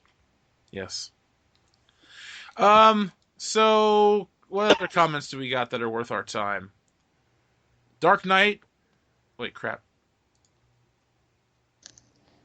Dark. Awesome as always, Dark Knight. Yeah, he sent us an email. Actually, I'm gonna read it. He just gave us an idea for a game. It's called Watch or Die, where basically you pick a film you would either rather watch or die. Like, so I would say Avatar. Would you rather watch it or die? Die. Or Malabimba the Malicious Whore. Watch. See? Twice. That sounds like an episode-worthy game. Like, we should just do a whole episode around it. Yeah, I'm down for that. Also, Dark Knight, thank you, because now we have a game to play on our way to Florida. and I can record most of it on video. That's true. We are going to film 90% of everything we do. That includes the bowel movements. I just want this trip to be so well documented that, like, if we were to die or disappear, the last 10 days of our lives would be, The Blair Witch 3. Yeah, Blair Witch 3, and it would actually be entertaining, not shitty. What was that girl's name, Heather, in that movie? Yeah. She just randomly walks in, like, after it's like, oh, what happened to these guys? She's like, we'll never know what happened to the world-class bullshitters. And she just sits there and narrates it for hours. And then at the end of the movie, we pop up, we're like, we're not dead, bitch. It just ends. We just left. Jesus. We're fucked. We went to eat. We're drunk. Leave us alone. That was a really awesome buffet. We've been there all day. What's wrong with you? It was at a strip club. Yeah. Sorry. Could you imagine going to a strip club buffet? Ooh. That'd be They have like, those around here. They have breakfast buffets. It's called. No, I'm serious. It has a clever name. I'm trying to think of it, but it's somehow Crabs and eggs. Ooh. What? What? Crabs and eggs. Oh. Omelet. that sounds horrible going to a strip club in the morning and getting a fucking breakfast there. But I would like to do that once and be like, I did this once. Can I get a That's fajita omelet? A lap dance. Come on, cinnamon, grind. My toast is too well done. I would be the kind of guy that would love to go look at the naked women, but I'd be the first to bitch. Like, my food sucks. Like, I know you pay for like the strip club aspect. The women look fine, but you got to do something with this. This omelet is just inedible. Yeah, these eggs are real runny. This toast is not really toast. It's just warm. Come the fuck on. All right. I can't remember if it was tits and toast or something along those lines, but for real, it's my old. You remember meeting my old roommate Boob, Jeff? Yeah. He went to that several times. He was a big fan of tits and toast or whatever the fuck it was called. You had a roommate named Boob? Yeah. That's great. He was an interesting fellow. Actually, I forgot what he looks like. He's not that interesting, but I liked him. Just haven't seen him in years. I haven't seen Toph in years either. Don't miss it. Jeez. Would it be hilarious if he was like our biggest fan? Like he was secretly the Dark Knight. It was Toph. Or if he was secretly not your father's clitoris challenge. I would be so upset if that was Toph. I'd be like, God damn it! My favorite fan is Toph. Like, I guess we gotta like rekindle our friendship because he's so epic. I think you just hurt Oggs for President's feelings, calling him your favorite fan. Ooh. I think he wasn't gonna pay attention to it until you mentioned it. Hey, Oggs, we got a Oggs, comment. You can worship now. Fuck Jeff. No, Oggs is cool. He knows it. David Gonzalez commented, "You are," meaning you are like everything wrong. Wow, he has got. You're everything wrong that is with the fandom. Talking about the state of Star Wars. First off, you're everything wrong with English. Fuck off. What video? On the state of Star Wars. I'm not everything wrong with the fandom. Look it. People that just blindly accept stuff are the problem, because if you are never scrutinizing entertainment, they'll just put out anything and you'll eat it up. It could be garbage. They won't try anymore, man. You gotta maintain a certain level of quality. You know, if you hold these people accountable, they'll put out quality products. Yeah, I agree with you, Jeff. Yeah, and if you quit giving them money, they'll get the message really, really fucking clear and make better stuff. I mean, the money I spend on the WWE has dropped significantly. It used to be a couple $100s a month I would buy, in their shit. Not anymore. Not anymore. Yeah, exactly. I mean, you have to kind of like vote with your money in that way, and things that are good, give them more of your money. Things that are bad, don't give them any of your money. I'm looking at a comment from Fan Solo here on the State of the Star Wars one, and he's talking shit about Rogue One. And there are some people that just are never satisfied. There's like, you could fucking go into their home and paint the Sistine Chapel on their ceiling, and they're going to find something to bitch about. And I don't know why this bothered me so much, but he goes in this big long fucking diatribe about everything wrong with Rogue One. I'm like, what more could you want from a modern day Star Wars movie? What was wrong with Rogue One? He goes, I'll read his whole comment. Not that I want to dignify it with reading it, but here we go. He goes, Rogue One is a mess. Too much fan service. Too many callbacks and cameos. Too much reliance on the main saga films. Too much of a prequel and not enough of a standalone. All the new characters are underdeveloped. R2, 3PO, Walrus Man felt shoehorned in. CGI and Tarkin look extra, or CGI Leia and Tarkin look extra creepy. Darth Vader is completely out of character in the movie. Vader's pun is like something out of a Robot Chicken Star Wars parody sketch. Terrible and beyond cringe inspiring. The scene where Vader is slicing up random rebel soldiers is the worst. The worst! That's Really? zero impact because none of the main Rogue One characters are even involved in it. Jin, Cassin, spelled wrong, K2SO, and all the rest are all dead before that scene even happens. It is beyond jarring and feels completely tacked on as an afterthought. A sloppy movie from start to finish, and easily one of the weakest Star Wars movies in the series. Wow. Whew. Okay, What an well, idiot. Yeah. I would first love to of all, see this guy get laid, and then the girl's like, so what'd you think? And he goes, oh, the worst sex possible. There was too vagina. much of a mess. You did too many of the things I wanted. You did too many sexual things I used to do. Well, fuck Your yeah. lips are asymmetrical. Your labia is ugly. Blah, blah, blah. Your And ass you is didn't kinda lick my furry, like- butthole. My sister was better. Yeah. That's the kind of shit these idiots would say. Like, see, no. The thing is that this guy I doubt this guy has ever been late. I think that's the fucking problem. Also, it's just that he sounds like a miserable fucking cunt, is what it also sounds like.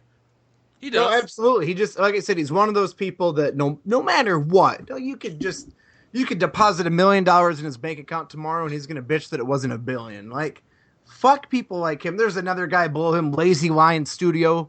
He says, dude, I can't believe you can sit there and say people were blinded by their fandom for Farce Awakens and then go on to give Rogue One a good review. Rogue One sucked. Just like, no crawl, no score, crap script, no character development or emotional attachment to the characters. Plot holes and overall just a dull There film. were no plot holes in that. I really tried to look for them. There were none. And I liked the robot. He was the best character. Come on, he was so funny. Yeah, whatever. It's just funny how these people expect. Okay, the internet's a weird, fickle place. They love you when you shit on stuff, but if you shit on everything, you're misanthropic. But then if you don't shit on the things they want you to shit on, you're an idiot and you're like blindly loyal. It's like, look, if I'm like 50-50 with Star Wars. There are 3 good movies. There are 3 great movies, a couple good ones, and some shit ones. Like, if I sat and told you every Star Wars movie was great, and every Star Wars movie was, a 10 out of 10, then I could see you being like, oh, you're just an apologist. Or if I shit on everyone and said they're shit, then I could see you saying, oh, you dislike everything. But I mean, I'm pretty in the middle. Rogue One had a lot of great things. I don't know what you expected it to be. Like, if somebody comes to you and says, you have to make a movie about the plans of the Death Star, what do you do? Well, what do you do? It's a foregone conclusion what has to happen to the characters. So when you're working inside of that box and you do such a good job, you impress me. That's why that movie gets such a high rating from me. Because they didn't damage the original film at all. No. Unlike It enhanced it. It made it better. It made it better. Yeah, You episode never see 7 that. though ruins Return to the Jedi. Like, you watch, like, oh, the galaxy's saved. Everything we worked for since The New Hope has been just undone in 1 minute. Like, that's why I hate episode 7 so much. You want to say how I hate on episode 7? Great. Well, go back and comment on that video and tell me why you hate that movie too. We could have one of those dialogues. I'm not going to sit and apologize for liking Rogue One. I thought it was a solid Star Wars movie. Not the best. Right in the middle. There you go. I don't know what you people expect. And everyone was excited for it. And also, we don't fucking pander to everybody. Sorry, but we say what we want to say, and if you don't like it, you can go fuck yourself, because this is the podcast that we do. So Yeah, Led Zeppelin didn't write songs that everybody would like. They left that for the Bee Gees. I mean, we're not, Good reference. we're not the Bee Gees of the podcasting world, my friend. We're just not. We're not going to do it. Yeah, we do what the fuck we want. If you like it, good. If not, we don't fucking care. Also, We do not bow down to any sponsors. I do care enough to want to call him out and talk shit, though. I'll be honest about that. I do like talking shit. to these Would you guys. like to know my secret about the negative comments we get? What's that? I just don't read. I don't read most of the comments until we're doing this. I got other shit I'm working on. Oh no, I just when I'm at Well, work and I go take a shit or something, I just pop the phone out and just top to bottom read newest to oldest and just see what comes up and then take notes. Only time I really check our channel. Well, not only time, but the thing I do the most is just to see the subscriber count go up because that's exciting. And what I like is that we have these great fans, but then when the subscriber count goes up, we get new great fans to compound that. So it's like, Not Your Father's Clitoris Challenge is a new fan, but then you go see an Augs for President. People that have been there since the beginning. So that's the shit I like about this channel. That's my favorite part. Recording it's awesome. Editing it sucks, whatever. And I want to challenge our new subscribers to have a name better than Not Your Father's Clitoris Challenge. Dyke Kuckerberg, if he resurrected, he'd win. Yeah, Dyke Kuckerberg would win the universe if he comes back. Okay, I'm going to read 2 more comments and we're going to put this baby to bed. Nathan Simmons wants to know when... Okay, he says he's still waiting on the Indiana Jones trilogy drunk commentary. Nathan, that can happen this year. I'd like to get Joel involved because Joel's a big Indiana Jones fan. From now on, if we're going to do commentaries, we're going to get guys that really like the movies so we have a lot to talk about. Because the Batman v Superman commentary was just a fucking train wreck. Oh my god. But you said you wanted to get people that like that movie. It's hard to find anybody that likes that movie. I got an idea. We're going to do a drunk commentary for cast for Suicide Squad. Everyone that likes it, it's just going to be 2 hours of silence. And then finally, Commander C2121 says, wait, where in Ohio is Jeff? Because I heard about that story and I swear it was within a few miles of my house. Oh god. Well, Commander C2121, if there's a bright center of the universe, I live in the city that is farthest from that. Dayton. I don't live far from Dayton, but I don't live close to Dayton either. Put it like this. He lives in Ohio. Yeah, here's the thing though. Most of us live in the same area. Dan, Phil, and I live within a 2-mile radius of each other. Loudy lives on the other end of town, but we still see him. So most of the bullshitters are by you. So if you run into us out in public, I'll be impressed if you recognize us. And 2, say hi. Yeah, and buy them a fucking drink, all right? And be nice about it. Yeah, I keep seeing that Or some Brian. heroin. I think Brian Lape works downtown, or maybe he just eats there a lot because he keeps posting on Facebook like, "Hey, I'm at this restaurant." And one of these days, I feel like I should just go down and be like, "Hey, I'm gonna eat lunch with you, even though we've never met, but you've heard me talk for like 500 hours." I don't think there would be any awkwardness to the conversation. It would be You like, may have never seen me. No, he seems really You've heard personable. me. he's my friend on Facebook. He's a cool dude. He's got a lot of insightful shit to talk about too. So Yeah, he always asks me about filmmaking tips, so I always try to answer him as best I can. I watch most of his videos. You tell him not to do it. And don't trust anyone named Joe. Don't you see my name, Joe? Oh god damn it! Dion left the show before it was time to read his fucking letter. Next That's week. why he left. He wasn't ready. He's He embarrassed. wasn't ready. Oh no, she wasn't Here, ready. let me read Do that as for Sam you Kinison now. guys. It's Oh no, she wasn't ready. Phil. That's who you should be for Halloween this year. Absolutely. Damn it! God, I want to. Does he have any stand up on Netflix? Yeah, he has Yeah, two. one. Yeah. I'm gonna watch that tonight when I lay in bed. I'm just gonna laugh my ass off. That's how I got introduced to him because when I worked at a gas station years ago, I had a guy came in and he loved Sam Kinison and I was like, this guy's kind of weird. And then I checked it out a few weeks ago and it's entertained as fuck. My mom can't stand him, but I love Sam Kinison. I want an entire video of Phil doing random famous movie quotes as Sam Kinison.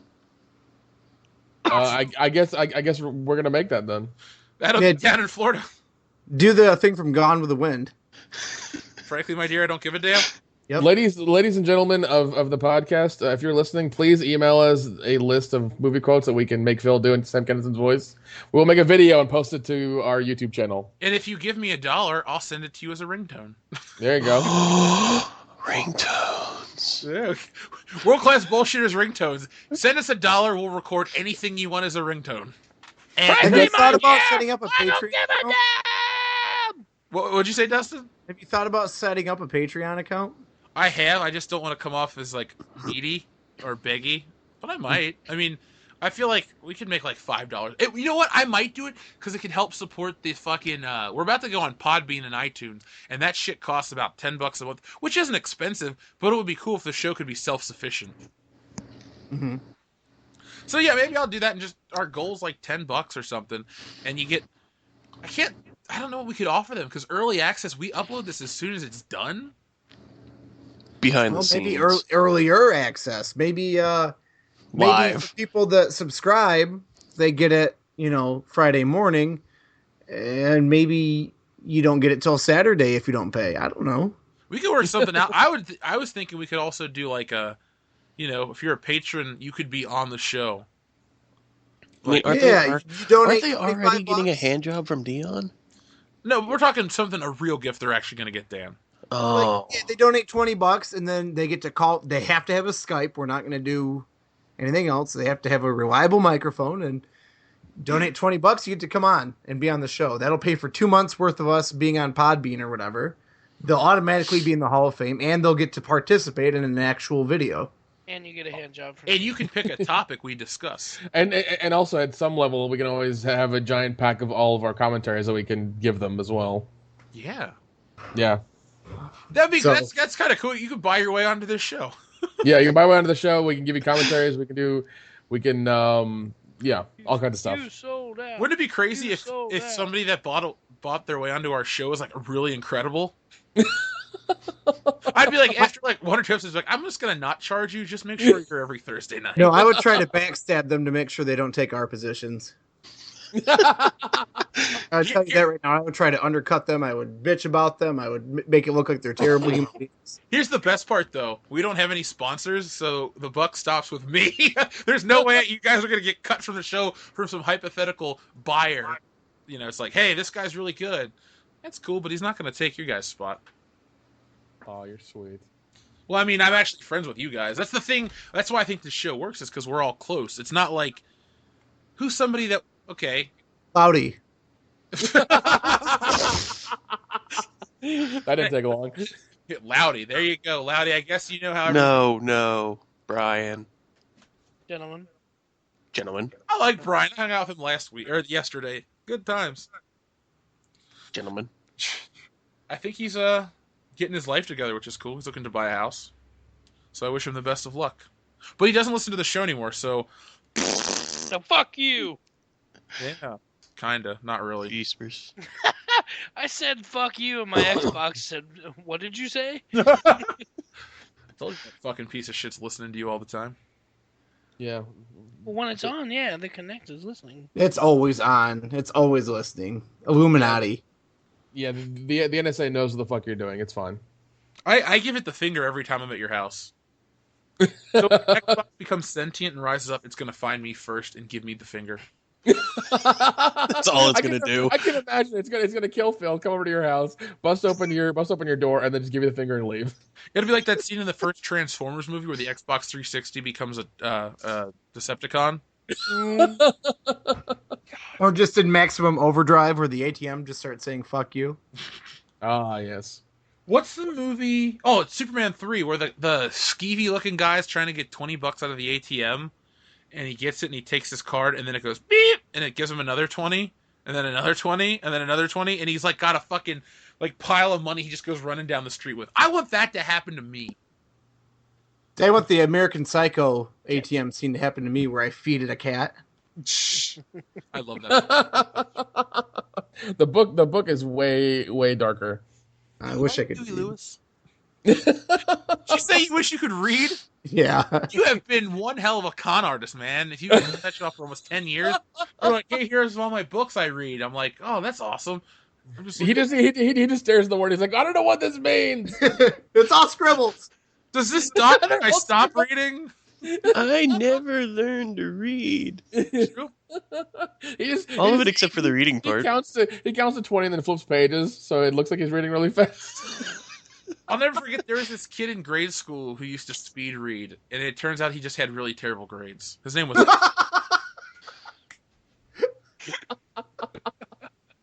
Yeah, because speed reading is not really reading. That's all it is. Was it Eddie? Oh, God, I didn't go to school with Eddie. Eddie was a year younger than me. Douche nozzle. You mean douche canoe? Douche canoe. Same thing. Douche He nozzle He is doesn't listen to this, is so I Mitchell. don't care. I keep seeing him out in public though. Yeah, and I keep saying that I'm sorry about that. I want to ram my car into his truck and, And break your car? Nah, you're right. I won't touch him. Did anybody talk about this? What Dan put in the chat? No. Someone made a VR game where you can smack Trump with a dildo. If you click on that link, there's a video and you can watch him President smacking him with it. That is an awesome name. President Erect, virtual reality. Yeah, but you know, on Steam. if Hillary had won and somebody made that exact same game, that there's no fucking way Steam would allow it on their store. Sexist. Yeah, true. Hey, Yeah, that's very true. There's That's a why I 20-second get pissed off video at in that. Dion and the double standards shit. He just doesn't see it. Yep, no, that's...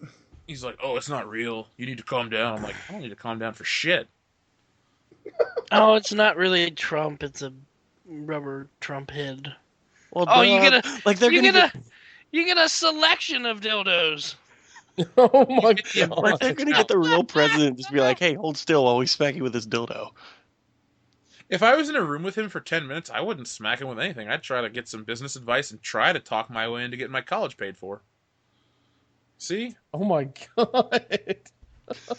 Just make sure there's cameras present, Jeff, and just have your mom shed some tears, and he'll pay for it. It doesn't matter what you do. Oh, well, whatever. Just be like, fuck Hillary and fuck Muslims, and he'll be like, oh, I'm paying for your college debt. You're hired. See, the thing is, I don't dislike anybody of any nationality or color or whatever. Like, Except for Hillary Clinton. well, she's a piece of shit. And That just so happens to be a woman. McCarthy. Oh, he's still going. Did you see the Melissa McCarthy fucking commercial for during Super Bowl? I laughed really hard at it. Oh my god! I don't it was dislike so Lady fun. Gaga at all, Phil. I'm just naming people. Oh. Madonna. Yeah, but those are all people that do dumb things that make me dislike them. Gwyneth I don't care if they were a Paltrow. man or a woman. Like, when Madonna goes, let's blow up the White House, I'm thinking, no, let's not. Oh, that's really That's really fucked up. Like, the current people I John dislike, Cena. John Cena's always I already on my said list. John Cena. Right now, it's fucking Ashley Judd. Who else? Umunga. He's dead. You can't hate the dead. You Yeah, you hated can. Umanga? No, I didn't hate him, but I wasn't a fan. Umanga. And Triple H. Triple H. Triple H. Triple H. Gonna come out and ruin everything. Wrestling. If I really don't want him to fight Seth Rollins, that storyline's not interesting to me. Your face isn't interesting. To you, thank you. It shouldn't be. All right, let's put this baby to bed. I've read the emails. I've read the comments.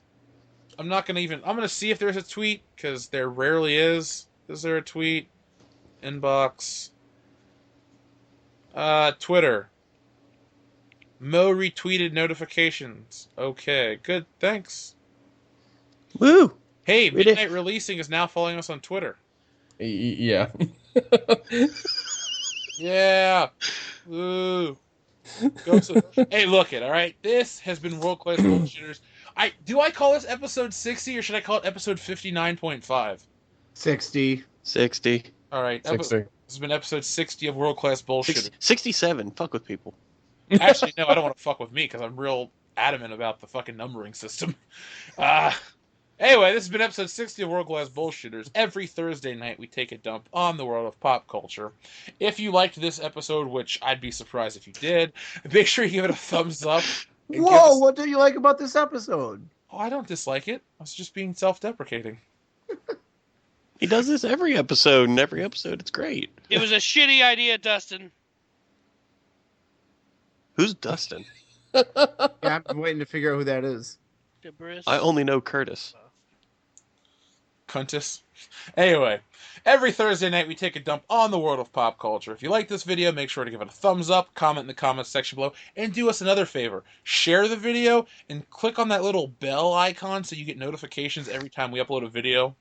Because you're not going to get inundated with bullshit, but you're going to get, 2 or 3 quality videos a week. You're going to really need that when we go to WrestleMania and we upload everything. Oh, yeah, I was letting you know now. Subscribe now, put the bell on, because I swear to you, from the end of March through the beginning of April, you're going to see our happy asses just uploading video after video of us being drunk, talking about pop culture. You will fall in love with this channel all over again, because we're just that charming. Shit's going to go down. Yes. If you want to send us an email like our friend the Dark Knight, we are worldclassbs@mail.com, the best mail. .com. We are also the World Class BS on Twitter. If you send us a tweet, the notification goes to all of our phones, so all you gotta do is, say, hey guys, I loved the episode, or go fuck yourselves, and we're gonna respond, accordingly. I'm going to tell you to go fuck yourself anyway. Dan doesn't have Twitter, don't worry about Dan. No, Dan doesn't use Twitter. Dan doesn't know what Twitter is, so Dan doesn't matter. Has Twitter. Twitter? Yeah, get on a Twitter machine. I has me's Twitter. Should we go on Snapchat or should we go on Instagram for World Class Bullshitters? Instagram. All right. Snapchat for dick pics. Okay, so Dustin's You'll gonna take be care in of charge of Snapchat. that one, Dustin. Pinterest. We get kicked off of Pinterest for showing Dustin's taint. Ugh. God damn it. I used to shave my taint and then I got married. .com. Really? So You now- did? So now do you just wax Were you it, doing or that what? at State? Well, I would take an electric razor and then you just pull your ball sack up and then you just run it in between. I've never had to do that because I'm not a hairy. Oh god. Jesus Christ. Does your wife like it all natural, or does she not give a shit? No, it's not a matter if she gives a shit. I don't give a shit. So you're back to your true Yeti-like self. Yeah, if she does, she's gonna get a mouthful of fur one way or the other. It goes both ways. No, I make her shave that shit. Oh, okay. I don't know.